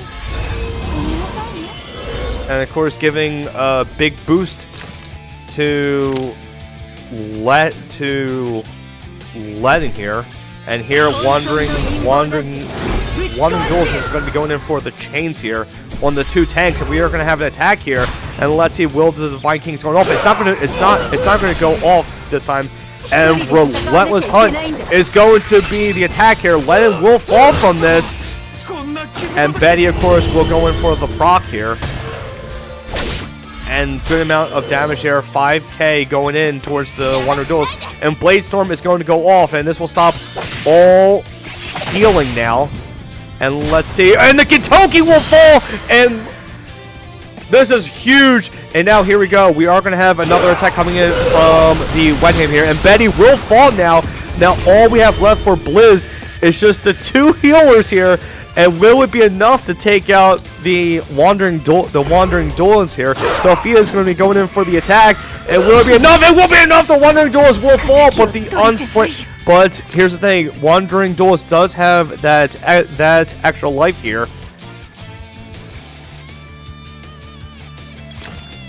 Oh my god, and Wandering is going to be going in for the attack on Liana, and will this be enough or not? Resentment in trouble, this will be enough. And now the debuffs are going to be applied to Sophia. Sophia can try to go in for the kill, and this is going to be the plan here. And the Wandering Duelist will go down to Sophia, and now it is going to be Wetham versus Sophia here. And Sophia is all holy, and it will be enough though. Wetham will kill off Blizz, and Blizz will fall to Raven, and Raven has went in to tie the score here, 5-5. This is some epic beef here, folks. This beef is absolutely absurd. This is some A5 Wagyu shit here. This is some gourmet stuff going on here, folks. Duelist again bringing out. Woo. That was absolutely insane. Duelist MVP.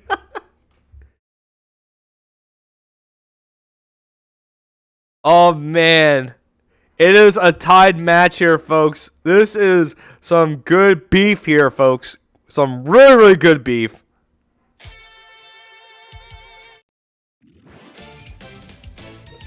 Oh, man.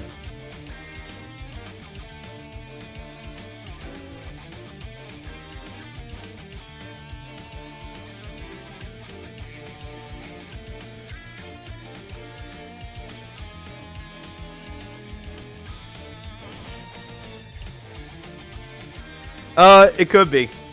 Showcasing a duelist here.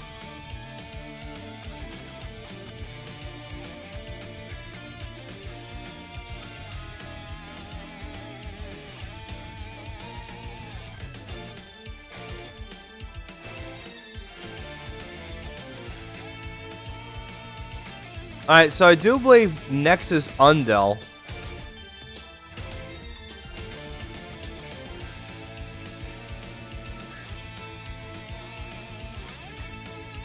I love how now Raven has convinced people to build Wandering Duelist now.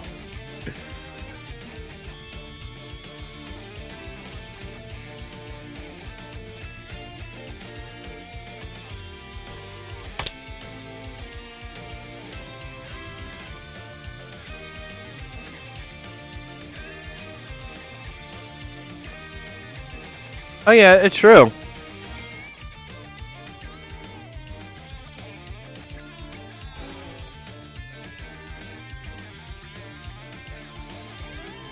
And I mean, Gitz was like, you know, Gitz was full of RNG, but my God, that was huge. Especially Gitz with like the mass heal, just getting rid of the Clotaire debuffs. It's like crazy.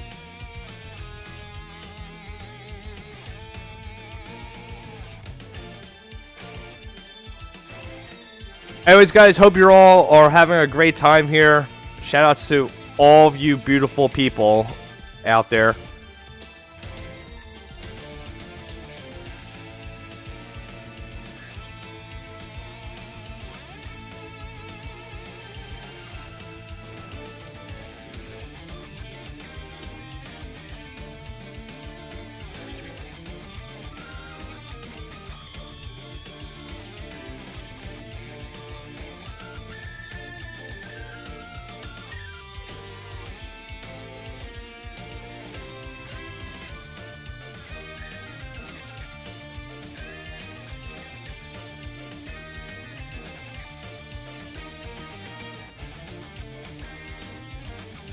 Thank you, Sam. Alright, so it's Yu. Okay, well, good thing I'm giving a few minutes, cause Yu.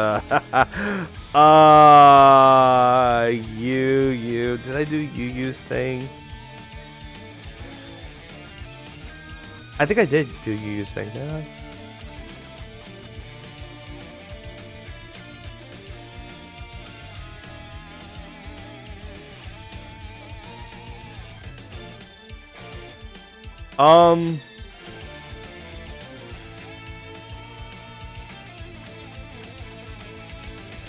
So wait, Yu is in for Aurora, right?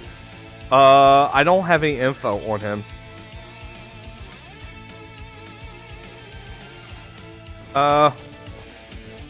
Wait.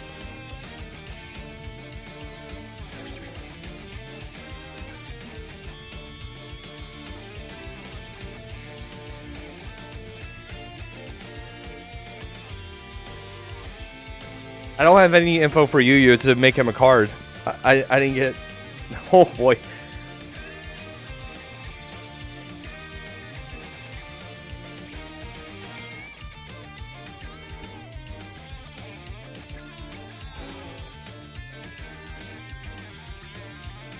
Uh-oh. I wasn't prepared for this, folks.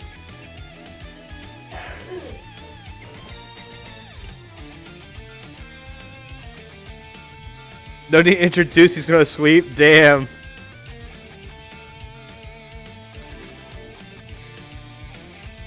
Yeah, so the players I have, so I'm gonna go leak some news to. I'm gonna leak some news to you guys. So the players I got were Young, Juicy, Katakuri, YZ, Ultra Gunner, 50/50, Undelwol, Blizzard, Yamimi, Antihero, Fancy Sun, Boing Boings. But I didn't get, I don't think I got, Yu.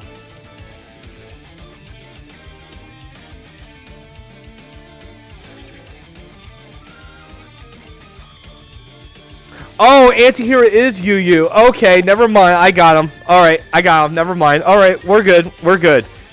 I got him. Okay. Got it. I got scared. I'm like, wait a minute. I didn't get info for this guy. Alright, so Antihero is Yu.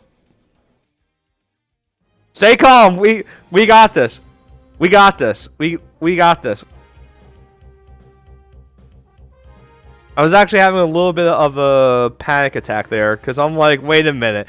This I don't have info for Yu. Who is you? So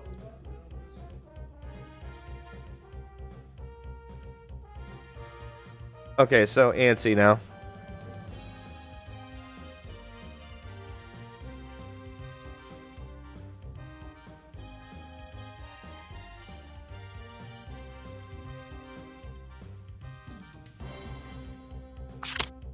Alright, so we're just waiting for Raven has to like re-log in and all that stuff, but this is fine. When is this Fancy Sun playing? Don't know. No, while I'm doing all this, let's go take a little peek. Oh my god, I didn't get my burgers from this morning. No! Oh no! Wasting burgers. Never waste your burgers, guys.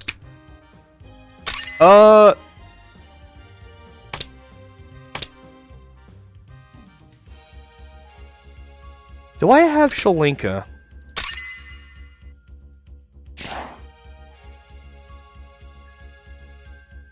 Do I have Shalinka? Do I have Shalinka? I don't think I have Shalinka. I don't have Shalinka. I'm just taking a gander to see if I have Shalinka or not. I don't have Noemi, I don't have Lucia, I know that. Do I have Shalinka? Ricky, don't have Ricky, don't have Transcendent King Loren Mood. I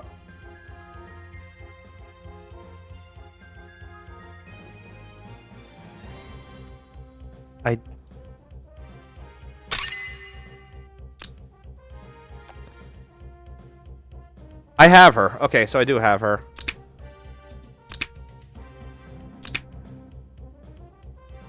Yeah. I just saw, I'm like, wait a minute, do I have her? I don't think I have her. I do have her. And I have everyone here. I have everyone here. I have everyone here.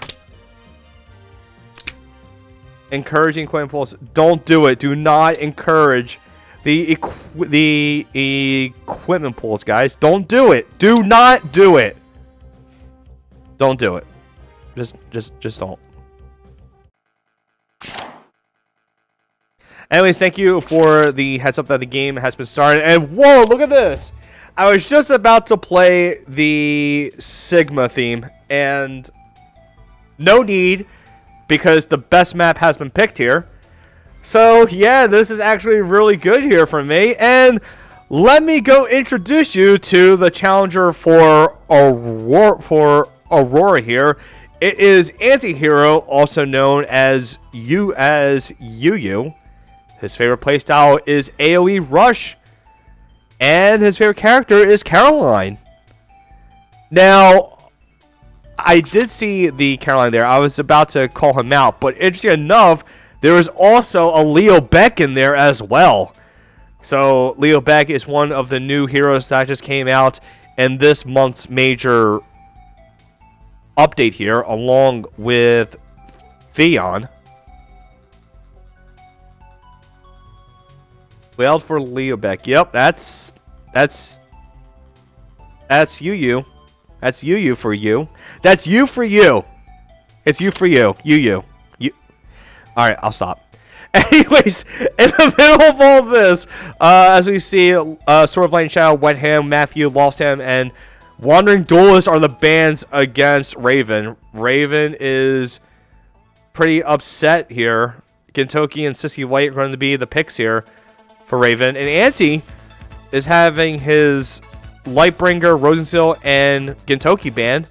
And Hilda is going to be the first pick here. And Sword of Light and Shadow is going to be the second pick for Anti here. So Hilda hasn't seen much play here because she was banned. And then we did have the Christian exclusive coming out, and then Christian took over, and then Lightbringer came out, and then Lightbringer took over. So we do have the Dami Mommy out for Anti-Hero now. And you know what? All is good. We could always use a little dominance. A little dom. You know, a dom, mommy. Sorry, mommy. You know, in our lives. I'm just saying, guys. I'm just saying. Wet Ham and Lucretia are going to be the bands against Anti. D-Heart is going to be the third pick for Raven here. Now, Brenda is still there. Brenda is still there for Raven. Alicia and Tejas are going to be the bands here. And let's see who Anti is going to pick. We still have the Caroline available here and Leo Beck. And looks like IBC is going to be the pick here for Anti. And let's see which two heroes Raven is going to ban.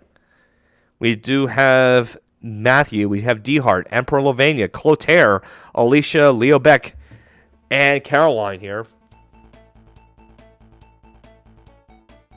And Anti used up the majority of his backup timer here Down to 13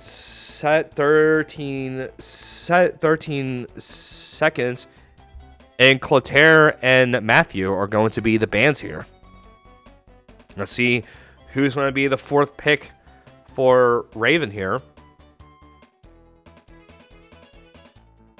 And it looks like Lucretia is going to be the 4th pick. Now Auntie, go to band IBC and Epsilon here.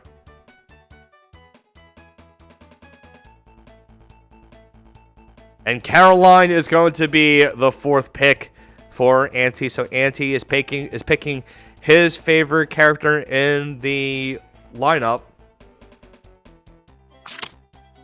And now Emperor Lovania and Alicia are going to be the bands here. Pretty good bands coming in. Raven's going to be going in for the Brenda here. And Leo Beck is going to be the final pick for Anti-Hero. So again, Raven bringing in all of the single target goodness versus Anti-Hero's AoE. And let's see how this goes.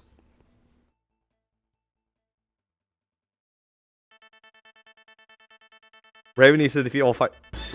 Yep. So I'm gonna be learning a lot about Leo Beck for the first time here in PvP.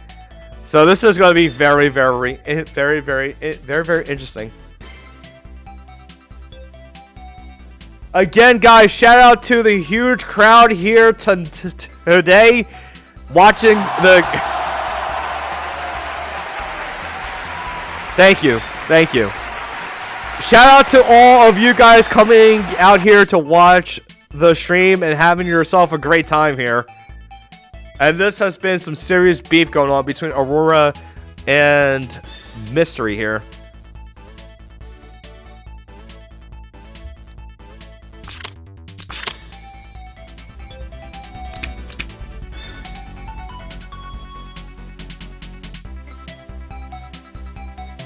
Some good quality beef here.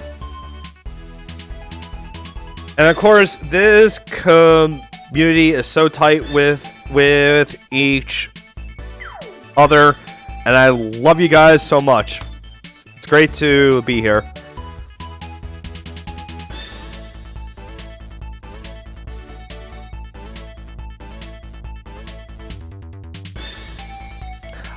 Leo Beck, from what I know, can go for revives and such. Revives and all. It's pretty cool. Alright guys, let's get right into it. This is game 11 in the Game of Thrones. And on the left, with a team of D-Heart, Lucretia, Brenda, Gintoki, and Sissy White, will he bring Mystery back up onto the leaderboard? It is Raven!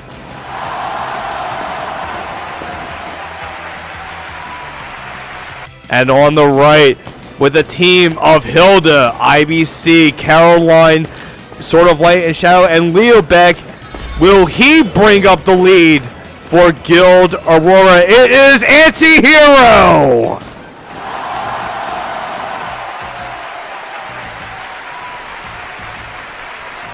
So interesting enough, this is a Cavalry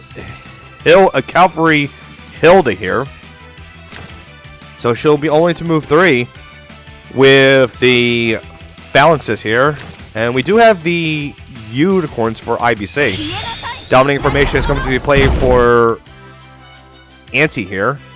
Now see here, Leo Beck going to be bringing in the Nether Flame Erosion, Soul Corruption, and Soul Contract. So we do have the single target skill here for Leo Beck, and the 3C AoE coming in for Leo Beck here. So essentially his 3C is before dealing damage with an AoE skill, applies Nether Flame to an enemy.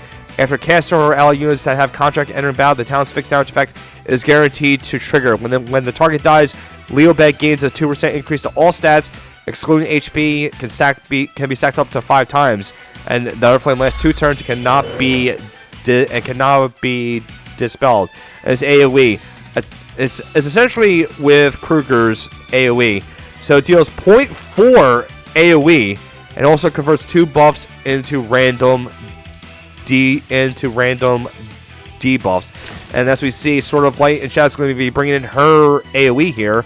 Caroline is going to be bringing in the same skills that YZ has brought in before it, but this Caroline is her Cavalry class instead is in her Strike Master class instead of her Mech Knight class. Meanwhile, on the side of Raven here, Brenda is going to be bringing in her one single target attack skill here, Ash Glow Strike. Lucretia is going to be bringing in 2 AoEs here. And we do have a soul contract being applied to Hilda here. D-Heart is going to be bringing in Oath of Karma and his 3C here. Gintoki, very good pick here to bring in the Hoplites here. Going to be able to deal with the Caroline and IBC and Hilda. But the thing is, once Gintoki goes in for the attack, both heroes in battle are going to ignore class advantage and disadvantage here.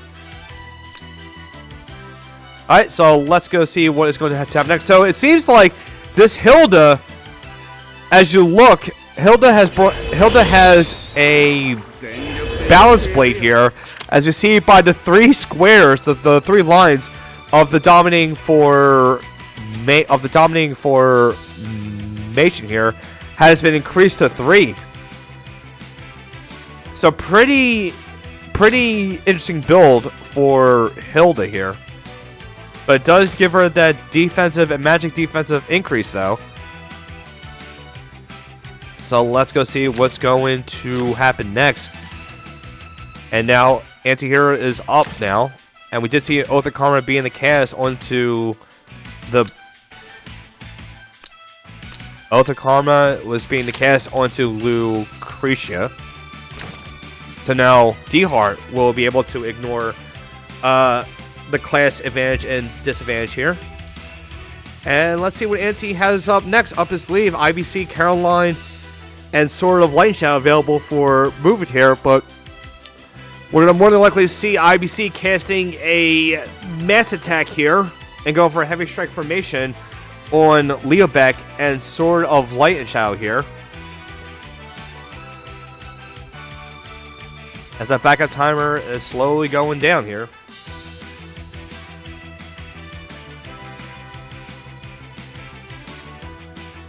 And it looks like Caroline's going to be moving. It's going to be moving down here, and we do have the turbo boost going off here. Now these are in fact the Mech Knights, but it's just a skin though. But do take note that Caroline will be able to bypass these forest tiles with ease. And I assume that Auntie is going to be going in for a Caroline Cavalry of Doom right in the spot here, or over here if possible, and this will lock the Brenda and the Lucretia in place. But then again, the Golem can just go in for the switch.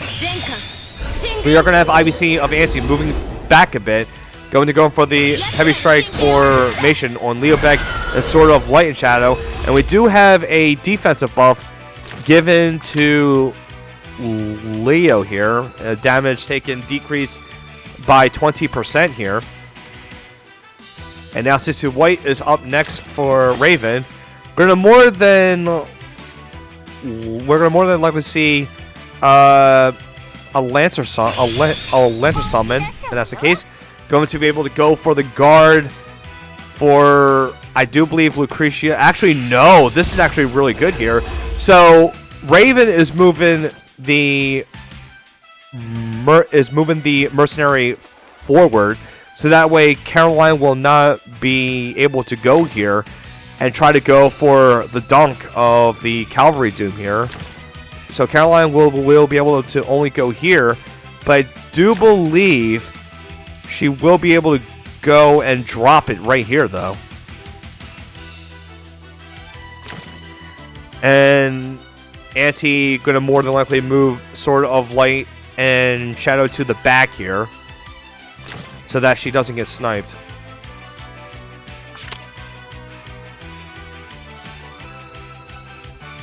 But yes, Leo is only able to cast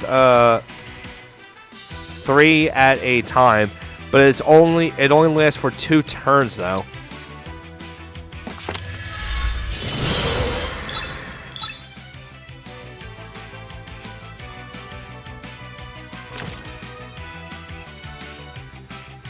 Yep. And Sword of Light Challenge is going to move into the edge of the map, and the fog is on top of both IBC and Sword of Light and Shadow here.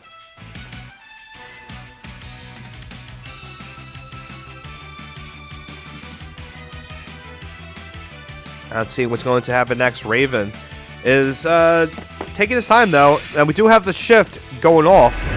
And I do believe we are going to see an attack, a Dark Reaper attack on the Caroline here. And we do have a clock going off on the Sissy White here. And here comes the attack on the Caroline. This will more than likely be a kill here. There will be no crit, and the Caroline will fall now. And now Auntie is down a Caroline. And now Raven is leading in a 5v4 now.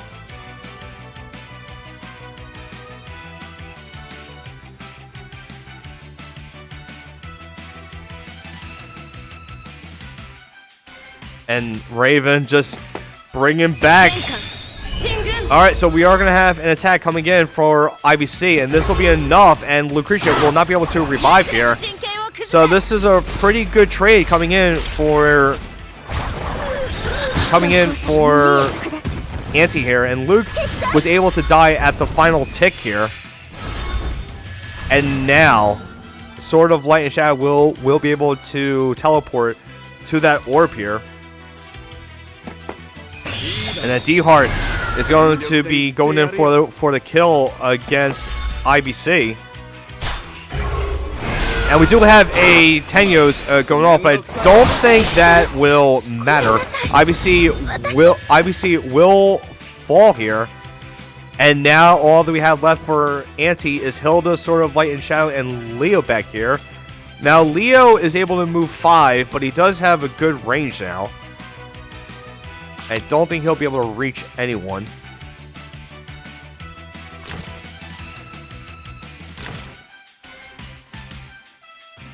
So yeah, he'll only be able to go. He won't be able to reach anyone with the AoE just yet.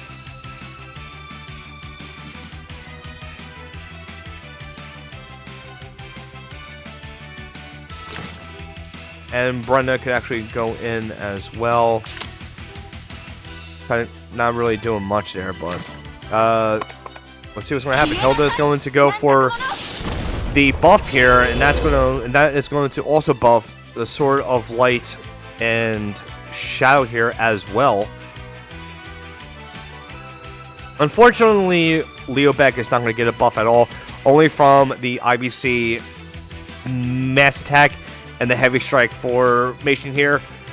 Now all that is left is Gintoki. Well, Gintoki's going to end his turn back there still. So if Auntie goes in for a kill, Gintoki will be able to act again here.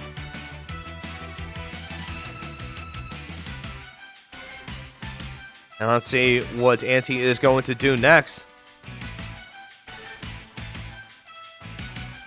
Sword of Light and Shadow. Leo Beck still available for moving here. And Auntie is using up all of his backup timer here. And looks like Sword of Light and Shadow is going to move up. And now Brenda and Sissy White available for movement for Raven here. I don't think Brenda wants to go in for an attack here because Hilda is just going to meet up with her.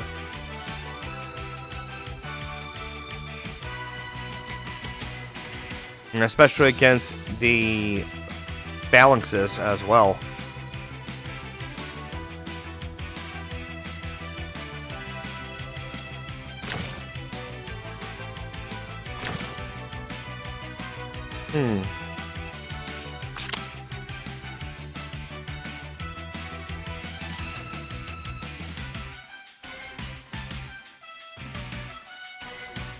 Alright.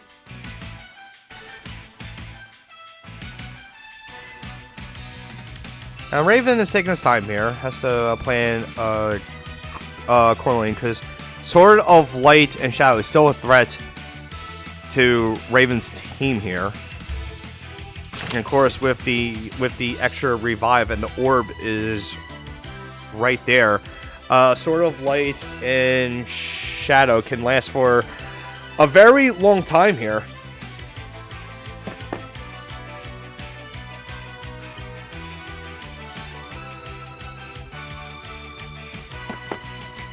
And it looks like there was a movement of Sissy White. Sissy White's going to move all the way back here. And now Auntie is up next with Leo. And then Brenda is for the last movement for Raven. And Auntie is going to have turn prio from this.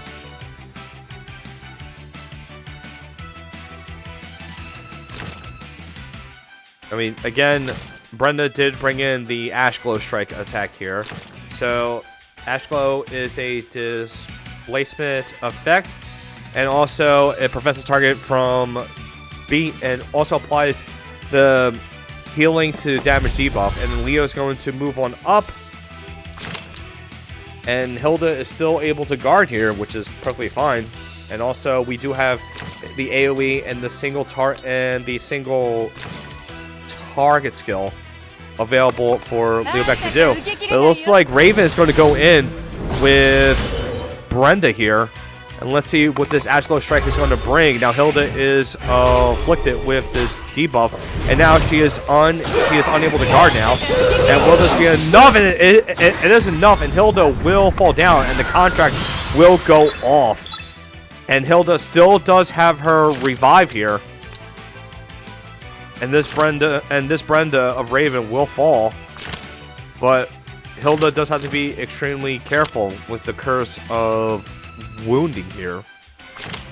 But also the fact that the reason why Hilda was able to go down so fast was because Hilda is in her cavalry class, so she's going to charge forward in front of the ground troops here, and that's why Brenda was able to get a secure kill on the Hilda. Now, Leobeck's gonna be going in for the soul corruption attack. D-Heart will fall here,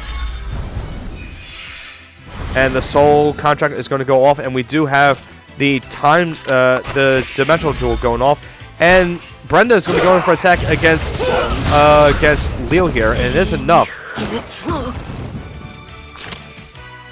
But now Brenda has to move into the guard range of the Phalanxes, but instead is going to move in and is going to take her extra turn with Paragon of Excellence. Now that was able to go off, and I do believe this is going to be another kill for Brenda. No, it is not. Hilda is able to survive here, and more than likely Hilda is going to finish off the Brenda here.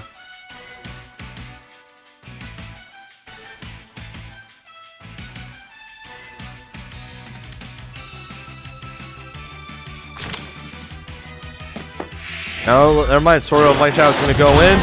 Going to get that easy kill on the Brenda now. And Kentoki still having his full stacks there of his Samurai Soul. And Raven is going to opt for a defensive formation.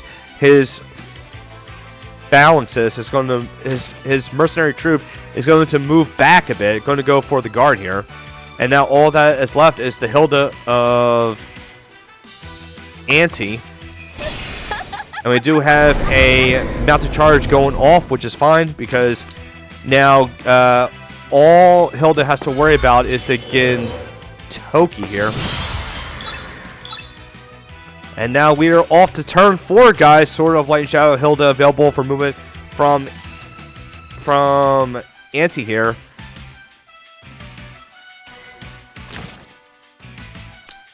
And let's see how this will turn out now.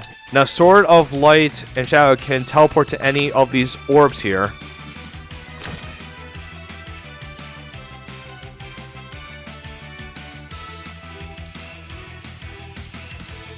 Let's see how Raven...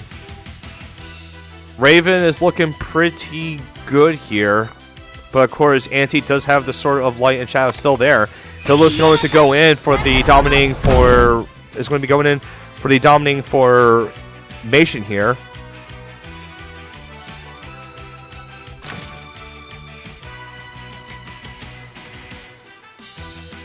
And Steve is going to end his turn there on the end.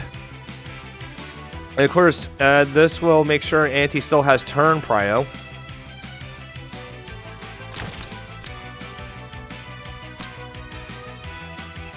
Now, I do believe that Gintoki will be able to kill off the Hilda here. Alright, so Sword of Light and Shadow is going to move all the way down here. So we could see a Scooter Dash be in the play to push her away a bit. And that's the plan. Scooter Dash is going to go off, doing a good amount of damage to the Sword of Light and Shadow here. Has been reduced to 62% life. Lance Bounce is going to go off. We're going to more than likely have an act again. Nope, I don't believe so. So, okay, pretty good play coming in, but don't forget that Sword of Light and Shadow is able to teleport, but we do have the guard there. So that is going to be playing Lightning Flash is going to be the cast. Decisive Blade is going to go off. Gintoki is going to be reduced to 94% life. He is going to have another stack of Samurai Soul because of that. And we are going to have the Edge Drop Slash going off. Going to hit 2 of them. And now Gintoki is going to have a refresher of 3 full stacks of Samurai Soul here. But he still has those 4 stacks to be able to get the... going to be able to get the full 4 stacks. We are going to have a 3C going off. And this should be enough, though. Sword of Light and Shadow will go down. And this is looking pretty good here. We are gonna have a we're gonna more than likely see a clock here. We will see a pulse. We are gonna see an act again from Sissy White. There is going to be another Scooter Dash in play.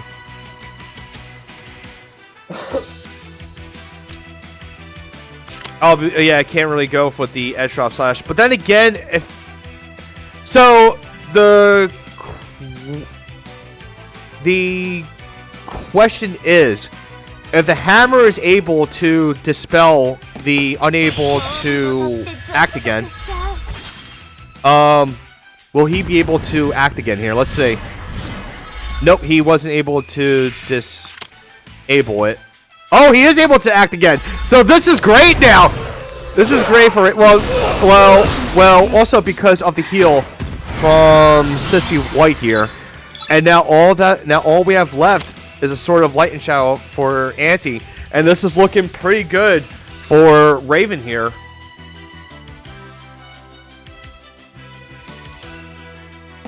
And it looks like there will be an attack, though. Lancer Troop's going to go for the block here. And it looks like the Lancer Troop will, of course, go down. Now, the thing is, will Sword of Light and Shadow be able to get that orb, though? And I do believe so, because the Lancer Troop did die there. 3C is going to go off, and this is looking pretty good for Raven here, and all Raven has to do is attack with the Sissy White, but instead going to be going for the heal. Oh no, he's actually going to be going to throw the troop into the fog, and this will make Gintoki act again here. And now Raven's going to be going in. Gintoki is going to win the game, and this will put Mystery onto the leaderboard here.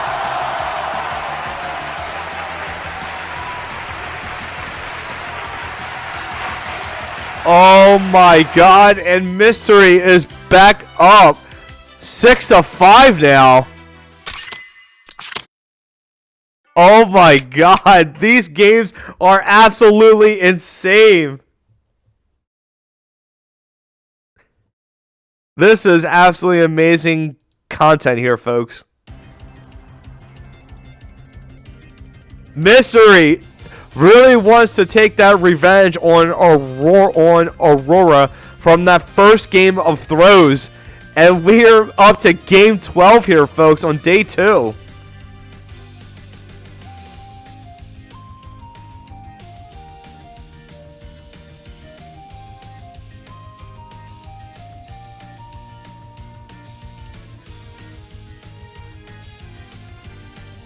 Oh, man, guys. Oh, my God.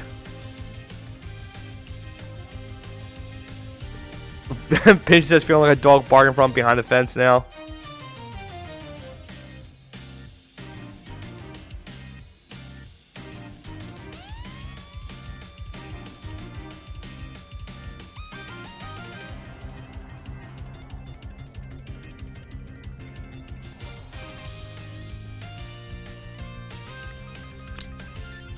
Alright, guys, gonna take a little bathroom break. Also, I want to go and stretch my legs a bit. So, give me like a couple minutes, alright?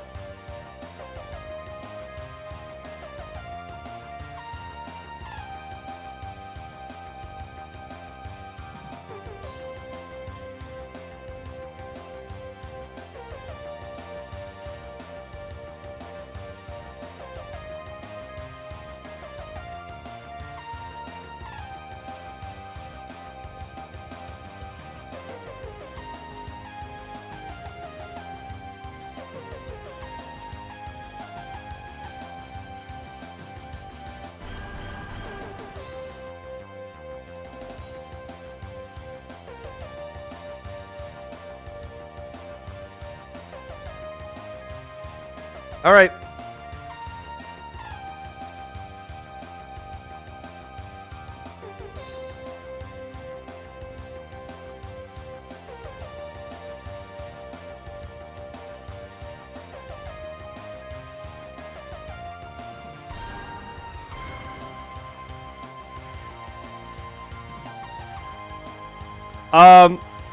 Yeah, I heard that a CM pilot gets paid a lot to pilot accounts, but you know. Oh God, they're already in?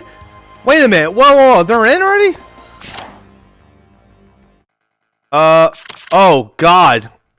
Oh God, I wasn't ready. I literally had to go to the bathroom, and I said I needed a few minutes, and they're Oh, wait, whoa, okay, guys, welcome to the 12th game of, the Game of Thrones, on next, oh, God, oh, fuck, I wasn't ready for this. Anyways, guys, let me introduce you to a new player of Aurora. It is, Underlol, favorite playstyle AoE, Rush, favorite character, Sissy White. Let's get through all this before they start the, So anyways, Underlol. Lineup is Gintoki, IBC, Kayura, Matthew, and D-Hart versus the team of Raven here. It's going to be Duelist, Brenda, Lost Him, IBC, Sword of Light and Shadow. No one told me these guys started. I literally had to go use the bathroom, So anyways, underwear. I wasn't ready for this, and this is the Game of Thrones here. This is the Game of Thrones. We're in game 13. Game 12. Game 12. Game 12. Game 12 between these two. I'm throwing up.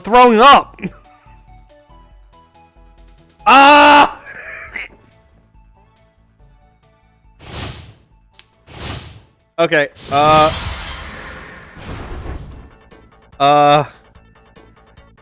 Okay.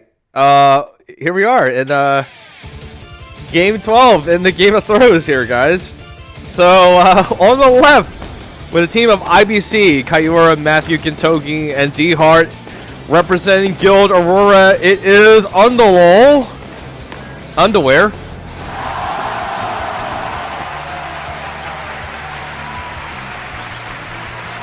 And on the right, with a team of Lost Ham, Sword of Light and Shadow, IBC, Wandering Duelist, and Brenda. He is having that broom sweeping really well. It is Raven.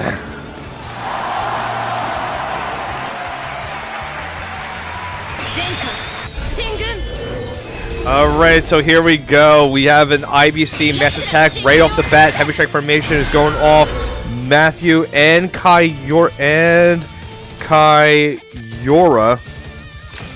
are going to be the heavy strike formation applicants.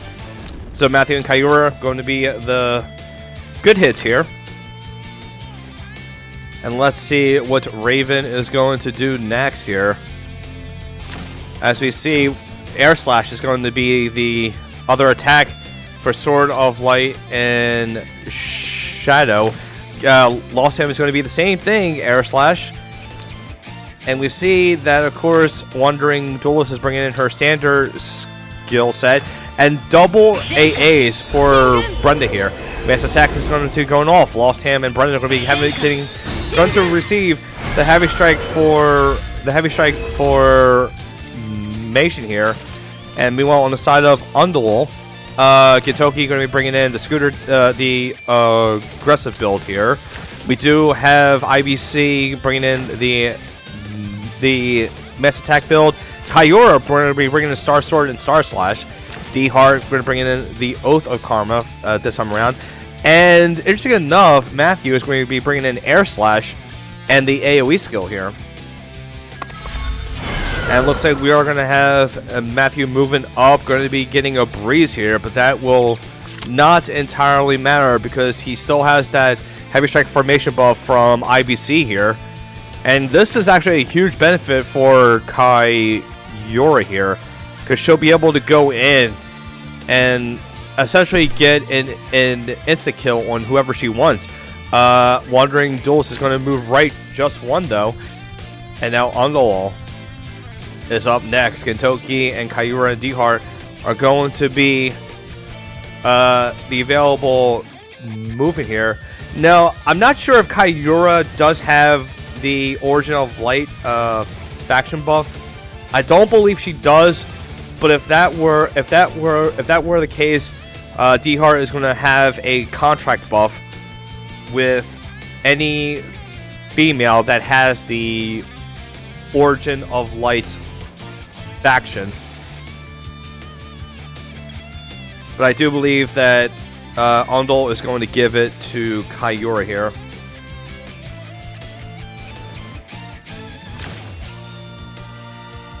And Undul planning their next move very, very carefully here.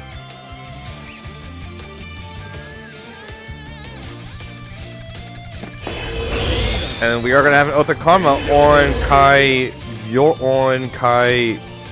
here. And nope, she's not in Origin of Light, so not going to be able to get that contract buff here. But now D-Heart will be able to ignore any class advantage and disadvantage here. Just go in for the kill on whenever he wants here.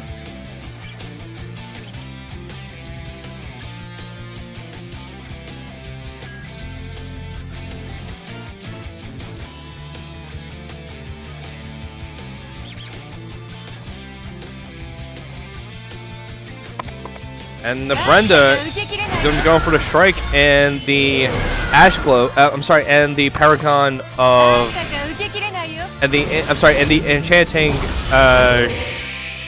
and the Enchanting Shadow, and this will be enough to kill off the D-Heart here. And the normal attack is just fine. And now Gintoki is pretty upset now. And we're going to more than likely see a kill with Gintoki or Kaiyura here.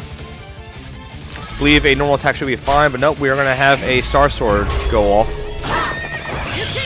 Star Sword should be enough. Brenda will go down, and this will also affect the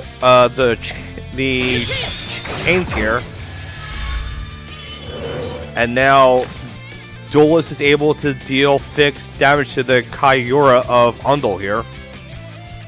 So this is pretty good, though. It's a good trade for Raven because now the chains are on Kaiyura now.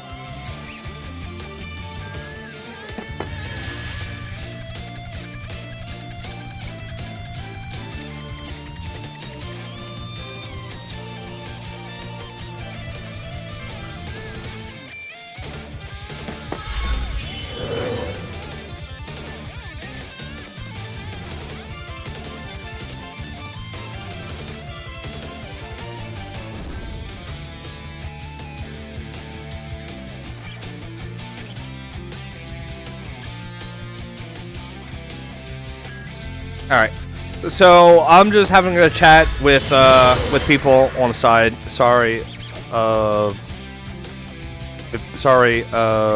that, guys. But there's going to be one more match, and that is going to be it for now until later on. But we will keep you guys updated on when the next games will be. So, anyways. Moving on, we did have a slight movement of Sword of Light and Shadow for Raven onto the right here.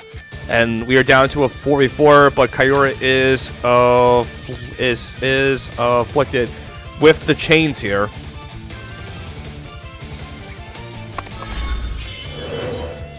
And looks like Matthew is going to retreat back now.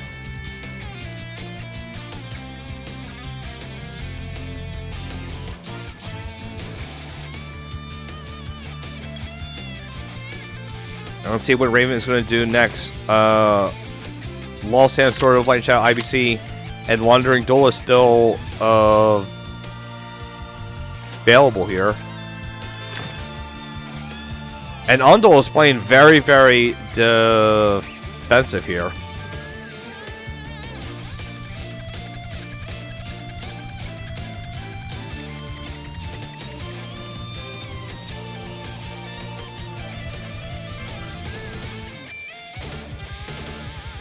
Both players taking their time here. No rush.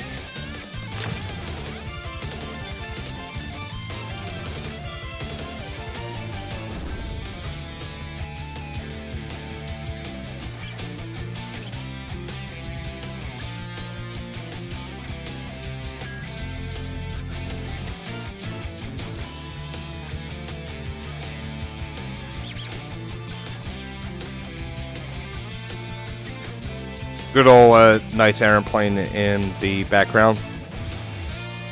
Yeah, I love this song. So yeah, both players playing very, very passive here. Oh, actually, IBC is moving forward here. Unfortunately, I don't think anyone is able to reach. And do take note that Kyor's 3C is disabled because of the death of D-Heart here. So she won't be able to get that additional mobility now. And also that intellect boost.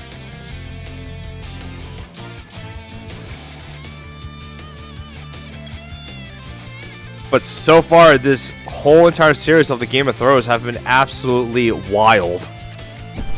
Both guilds are showing their relentlessness, and this is definitely unlike the first Game of Thrones between the two. Aurora was able to get a huge sweep on them. Zuko was able to come in for mystery, taking out 50,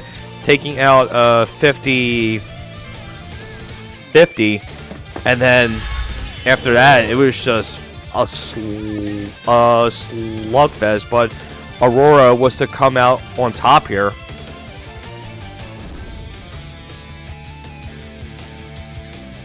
And Kyora's going to move on forward, and a breeze has been procced here, but again it won't matter because of the IBC buff here. So she won't be able to get those. She won't be able to get the benefit from that breeze being produced. And the Lost Ham has produced a breeze. So now he can go in for a grapple onto the tree here. But the thing is, he won't be able to move. He won't be able to move forward because of the stone pillar in the way.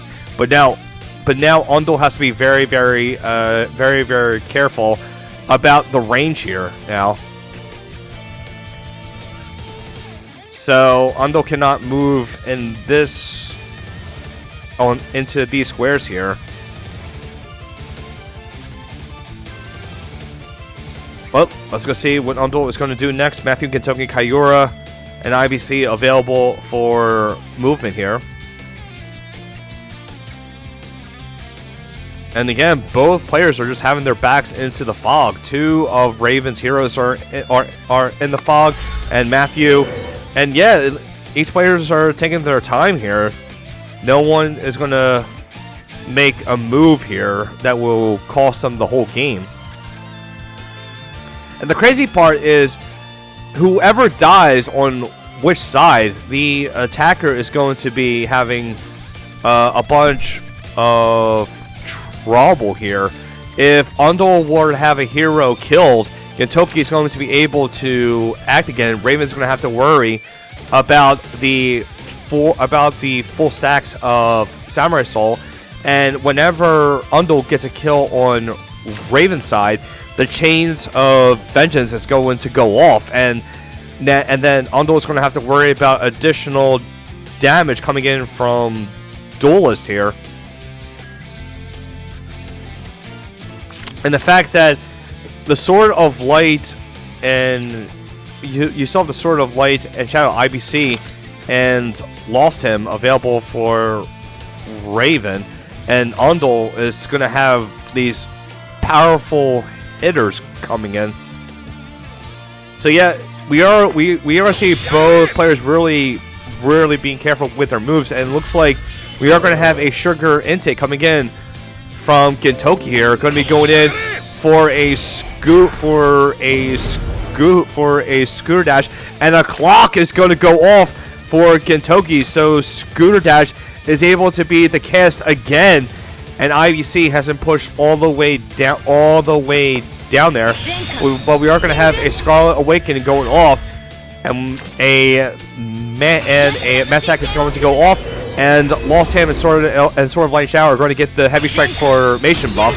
So now their mobility has raised to 5, and a Tenuo Breeze has been given to the Sword of Light and Shadow. This is huge. Now Sword of Light and Shadow has a mobility of 8 now for 2 turns.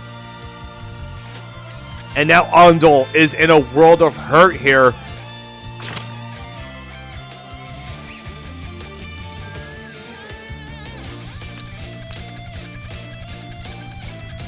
Because now that Gintoki can die now. IBC is going to be moving in, going to be given a Tenuo buff here.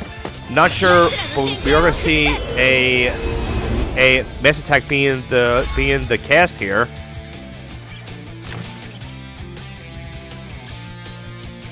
So I do believe Undul is trying to show some threats now. But now here's the thing. Raven, if he were to kill off the IBC, Gintoki is going to be able to act again. But of course the 3C is going to be going off. Gintoki will get stunned. But the thing is, will it be enough to kill off the Gintoki here? And it will be enough. Gintoki will fall. And Undul is going to retreat here. And Raven is going to continue the score for Mystery here. And now Mystery is up. 7-5 now. This is absolutely insane, folks. Oh my god. This is absolutely insane. Mystery is just killing it here.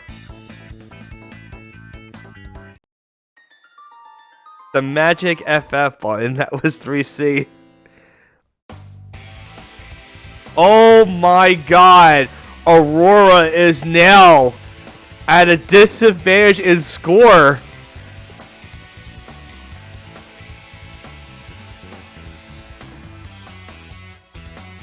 And now Aurora has to choose who to put up there now.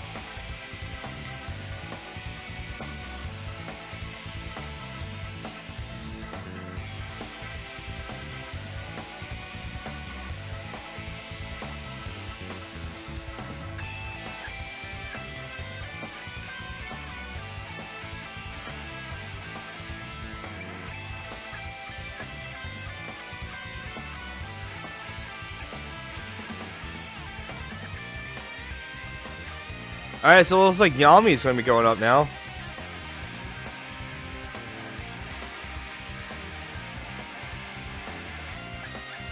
And this will be the final game for the day, guys. But again, we will provide an update on the next game here.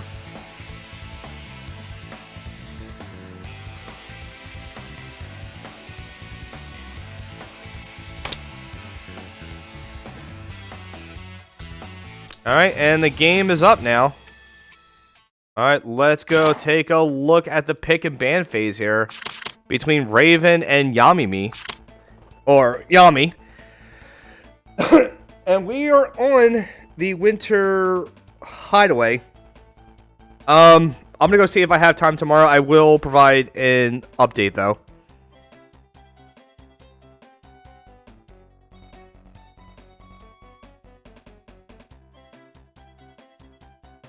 Alright, so let's go take a look at our next challenger up for Aurora here. And that is going to be Yami. Yami. So Yami, his favorite playstyle is a flex box here. His favorite character is Lana. Now, interesting enough, it is going to be SP Lana and not regular Lana, and that is fine though. That's fine. So as we see here, Gintoki is going to be the first ban against Raven. Lightbringer is going to be the first ban against Yami here. Sword of Light and Shadow is going to be the first pick here for Raven. Wet Ham and D-Heart are going to be the bands against Raven. Yami's going to be going for her first pick, Gintoki. And now Raven gets to ban 2 more heroes on the side of Yami's box here.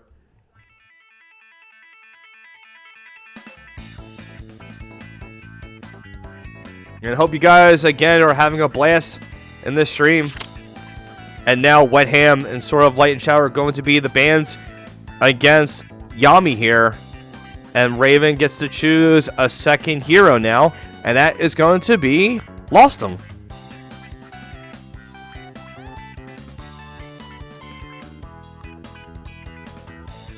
And now Yami is up next to ban 2 more heroes on the side of Raven.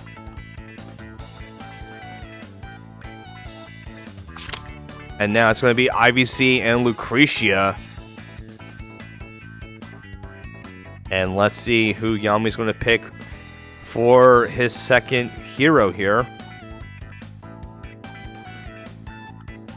So, interesting enough, Yami's profile picture was Sanus of the Ark. And I think he just changed it just in time for the event. So, Lana is Lana. Speaking of Lana, Lana is going to be the second pick for Yami here. So Yami is sticking true to his word, picking his favorite waifu here, his favorite character. So Yami's there to throw down the AoEs here, and now Matthew is going to be the third pick here for Raven. So now, I wonder if Matthew's going to bring Sprint. Not really. I don't believe so. But, oh, look at this. Wandering Duelist and Alicia are going to be the bans for Raven. Rosensteel is going to be the third pick here for Yami. Matthew and Emperor Lovania are going to be the bans against Yami. And Raven is going to be going for a T-Jess, fourth pick here. And that T-Jess is going to be doing a lot of work for this team of Raven. So Raven can actually move on in with the teleport shenanigans. And oh my goodness, the disrespect coming in from Yami here. Brenda and Sissy White are the bans here. And Lucretia is going to be the fourth pick for Yami. And now Raven has to choose between Lightbringer and Epsilon here. Michelle and Alicia are going to be the bans against Yami. Epsilon is going to be the final pick. And D-Heart is going to be the final pick for Yami here. But my God, the disrespect coming in from Yami against Raven. He basically said, no more Brenda for you. Brenda has been carrying you through the games throughout this whole entire series. This stops now. And this is it, guys. This is going to be the final game of the Game of Thrones. Mystery is leading up 7-5. And this is going to be game 13 on the Winter Hideaway. Oh, yeah. Michelle's definitely good against Pepsi. But also Lana as well with all the AoE stuff.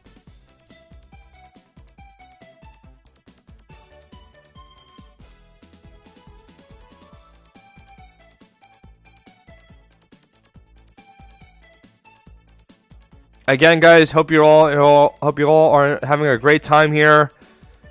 And I'm always glad to be doing this kind of stuff for you guys. It's really fun. It's a lot of fun. But also, it can be tiring.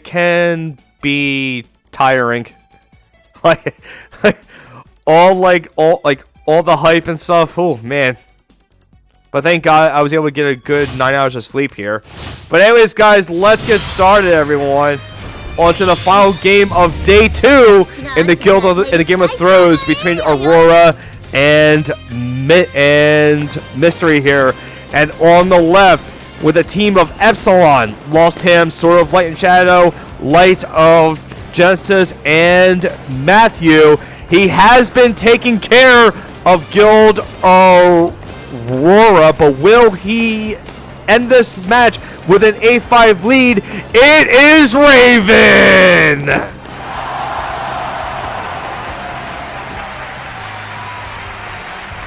And on the right, with the team of Gintoki, D-Heart, Lana, Rosensill, and Lucretia, will he be taking it back for Aurora? It is Yami!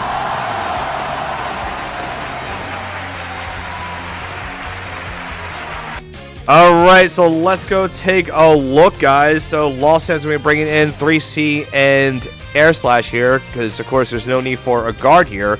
T-Jess is going to be bringing in Teleport, Strengthen, and her 3C. Lightbringer is going to be bringing in Air Slash as well. And Matthew is going to be bringing in an attack command instead of his AoE drop. But of course, with the Rosensill there, it's not going to be doing as much. So, of course, Matthew's going to be bringing in the attack command and an Air Slash here. Epsilon is going to be bringing in Stealth and the 3C as well. Meanwhile, on the side of Yami, Rosensill is going to be bringing in a Miracle, Mass Crystal Healing, and Crystal Restoration.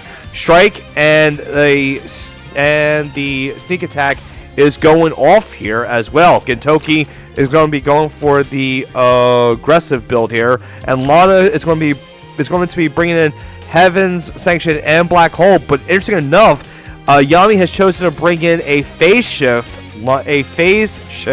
Lana here instead of an elemental echo. So Lana is going to be going in for the teleport here, and then essentially do AoE and then go back. And Lucretia are going to bring in Mass Attack, Dark Reaper, and Heaven's Sanction. And meanwhile, in the middle of all of this here, we do have a breeze given to the Lost Him here. And in the middle of all of this, there was a Tenno breeze given by the Rosensill to the D-Heart. Now D-Heart is able to go all the way in, go in for a strike, and go in for a snipe against anyone here. Could be going against the Epsilon, the T-Jess, the Matthew, basically whoever Yami wants to kill here. Alright, so Matthew is going to take his move into the tree, and now Yami can choose who he wants to kill with the D-Heart here. And we do have a Mass Attack going off now. And this will give an attack boost to the D-Heart and damage dealt increase by 15%. And then Steve is going to move all the way up now. And this is looking pretty good for Yami here. Now, I do believe we are going to see a teleport coming in for the T-Jess of Raven here. Going to get the key heroes out of the way. And Strength is going to be cast onto the T-Jess. So Epsilon is going to be the only target here. 3, 4, 5, 6, 7, 8. 1, 2, 3. So Epsilon is going to be the only target available to kill for D-Heart here. Now, I'm not sure if this will be enough, though, because D-Heart is going to be able to attack the zombies first. But the zombies are very, very bulky here. But D-Heart will take control of the tree here. So here we go. We are going to attack going off. The faction buff was not stolen, and the defensive buff is still there, but it still is enough, though. Epsilon will fall. D-Heart can move in, going for the stun on the Lost Ham, and that is going to be the play there. Now, here's the thing. Sword of Light and Shadow can go in for teleport onto the Ham and go in for an Air Slash or a Decisive Blade attack. But it looks like Raven is just going to take his time here. But then again, yeah, so he does have to worry about the Gintoki here as well. And Lana's going to be going in for the phase shift. Lana's moving right into the face of Raven here. And now, as we see with the phase shift here, the hero takes 75% reduced damage here. So this is going to be absolutely big for Lana here, as well as she has 3 stacks of the crystal barrier here. And if she were to get killed, she will come back to life with the help of the Redeemers here. So we are going to have a strike going off now. And more than likely, we are going to have an air slash going off onto the Lana here. But it's not going to really do us much, though. We do have the damage dealt taken decreased by 15%. The Redeemers are going to take 20% less damage. So air slash is going to go off now. And it's not going to be enough. And of course, Matthew is going to be taking a good amount of damage from that now. So now Yami has to think if she wants to use, if Lana wants to use the AoE now, that's going to be the plan. Black Hole is going to go off onto the T-Jazz, doing a good amount of damage to everyone here, and Lana is going to retreat back to the lines of Yami here. T-Jazz is going to be getting a defensive debuff, meanwhile taking fixed damage as well, and the Sword of Light and Shadow has been afflicted with the silence debuff now. 3C is going to go off. D-Heart is now dead. But here's the thing: this is a huge debuff coming in for the Sword of Light and Shadow here. She is unable to be healed. She cannot use skills now. And now we have the shift coming in from the Golem of Lucretia. Yami is going to be planning on going in with a Heavens sanction here. And I'm curious if this will be enough for the kill here. This should be able to afflict only up to Matthew. So this is going to be a single target attack here. And will this be enough? Yes, it will. Matthew will fall. And Lucretia is going to take that kill. And Yami is up 4-3, and it's looking pretty bad for Raven here. Sword of Light and Shadow is going to enter turn and spot. Yami is now back up with a fully stacked Gintoki here. Mass Crystal Healing is going to go off, and let's see where that Tanguus is going to go. And that Tanguus is going to be given a regeneration buff to the Golem here, and Gintoki is up next for Yami here. And Yami's going in with the Gintoki. Sugar intake is going to be going off. And now Gintoki will be able to move 3 more squares. But I do believe a Screw Dash is going to be on the kill. Oh, no, actually. It's going to go into the Ham. Ham is going to be the push. And there is a clock now.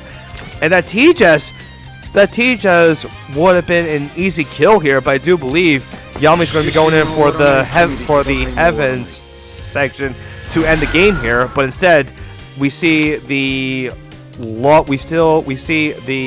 Lost Ham going in for the grapple.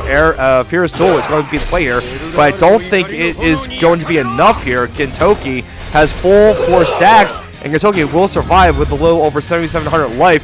And now Gintoki is going to get an extra refresh on that Samurai Soul, and we have the Lost Ham only at 96% life.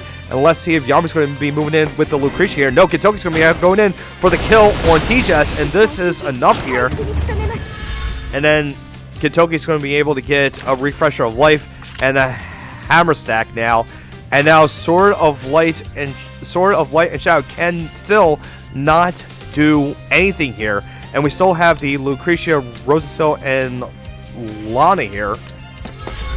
And it looks like Sword of Light and Shadow is going to have to move up, and Luke can just go in with the Heavens sanction, and this will be enough to kill off everyone here. Not enough for the Ham, but it looks like Yami's going to opt in for a mess attack instead, and that was a damage dealt increased by 20%. And Rosasil is going to be the final movement. Crystal Restoration is going to be on the Lana here. And we are going to have a Tango Breeze on the Lana, and this is looking pretty good for Yami here. Lana can go in with the Heavens section to wipe out the whole entire team of Raven here. And let's see what Raven is going to do next. Lost Ham and Sword of Light and Shadow are still available for movement. Sword of Light Shadow does have the teleport as well, but we are going to see an air slash coming up, and this will be enough to kill off the Gintoki here. And now, but here's the thing: Lost Ham is unable to heal up to all the way up to 100% life. So we are going to more than likely see a pulse. Heaven section is going to go off. This will be enough to kill off the first life of the Sword of Light and Shadow. But the Lost Ham is still alive. Here we are. We're going to see a Lightning Slash going off. And Sword of Light and Shadow is going to have her additional life back. And now I'm curious if we're going to see a Decisive Blade on the Lana here. But the thing is, she has the crystal barriers, so she will be able to survive this. So the Decisive Blade will go off and get the kill, but Lana will come back to life here with 20% life, and Sword of Light and Shadow will get her life back a bit. The fixed damage is going to be doing. The AoE was able enough to kill off the Lana here, which is huge, but now Lucretia is available for Yami here. We could see a clock and a Dark Reaper going off, and there's a chance that the Firebrands are going to be doing enough to kill off the Sword of Light and Shadow's extra life here. And let's see what's going to happen. And we are going to see a Heaven Sanction instead, and Sword of Light and the Sword of Light and Shadow is still alive. And now we are going to have a normal attack coming in with the Golem, and it's not enough. And the werewolves are going to heal back up, and Sword of Light and Shadow is going to have 15% life here. Now I do believe that Raven could go in for the kill against Steve here. And it looks like that would be the plan. Actually going in for the range attack, which isn't really a smart move. But we are going to have that extra life again coming in for Sword of Light and Shadow here. And Lucretia is going to be going in for an attack. A Dark Reaper is going off, and I wonder if the Firebrands are going to be doing enough fixed damage here. And the fixed damage is going to go off, and Yami is going to stop. Raven right here. Oh my God.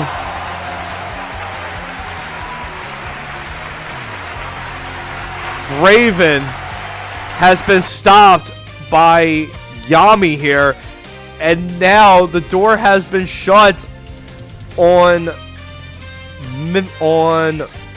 Mystery here, and the score is now 6-7, and Mystery is now up only by 1. But guys, it has been 13 games in 2 days, guys. 13 games. So we're going to wind up being back tomorrow, guys, about the same time here. But there's a good amount of players left here. So let's go take a look at this amazing picture that Juicy Big Nut has made.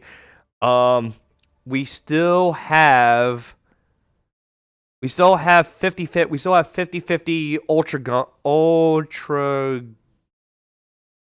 Gunner. Fancy Sun. Yeah, there's only like a little bit from Aurora. It's only like 5 more people left on Aurora here, but this is an absolute slugfest, everyone. Absolute big slugfest, like boing boings. Yeah, this is absolutely insane. Absolutely insane. Alright guys, so I do believe that is going to be it for day 2 of the Game of Thrones. This is absolutely insane, guys. We have spectated a total of 13 games, and it's not even over yet, guys. This is a 12v12 guild war between Aurora and Mystery, and Mystery is proven to show how much they have trained for this day so that they can get their revenge on Aurora from the first Game of Thrones, guys. And we shall be back tomorrow at the same time. My name is Boomerang, signing out, and this is the Game of Thrones, folks. So take care and have a good night, good day, wherever you guys are at. And I'll see you guys in the next stream.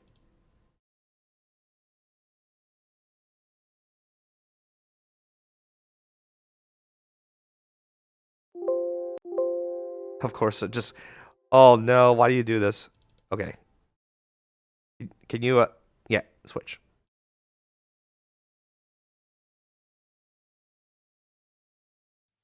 Light 暗闇を彩る For 4 years, many commanders have answered the call to the Apex Summit. Now, are you ready to fight?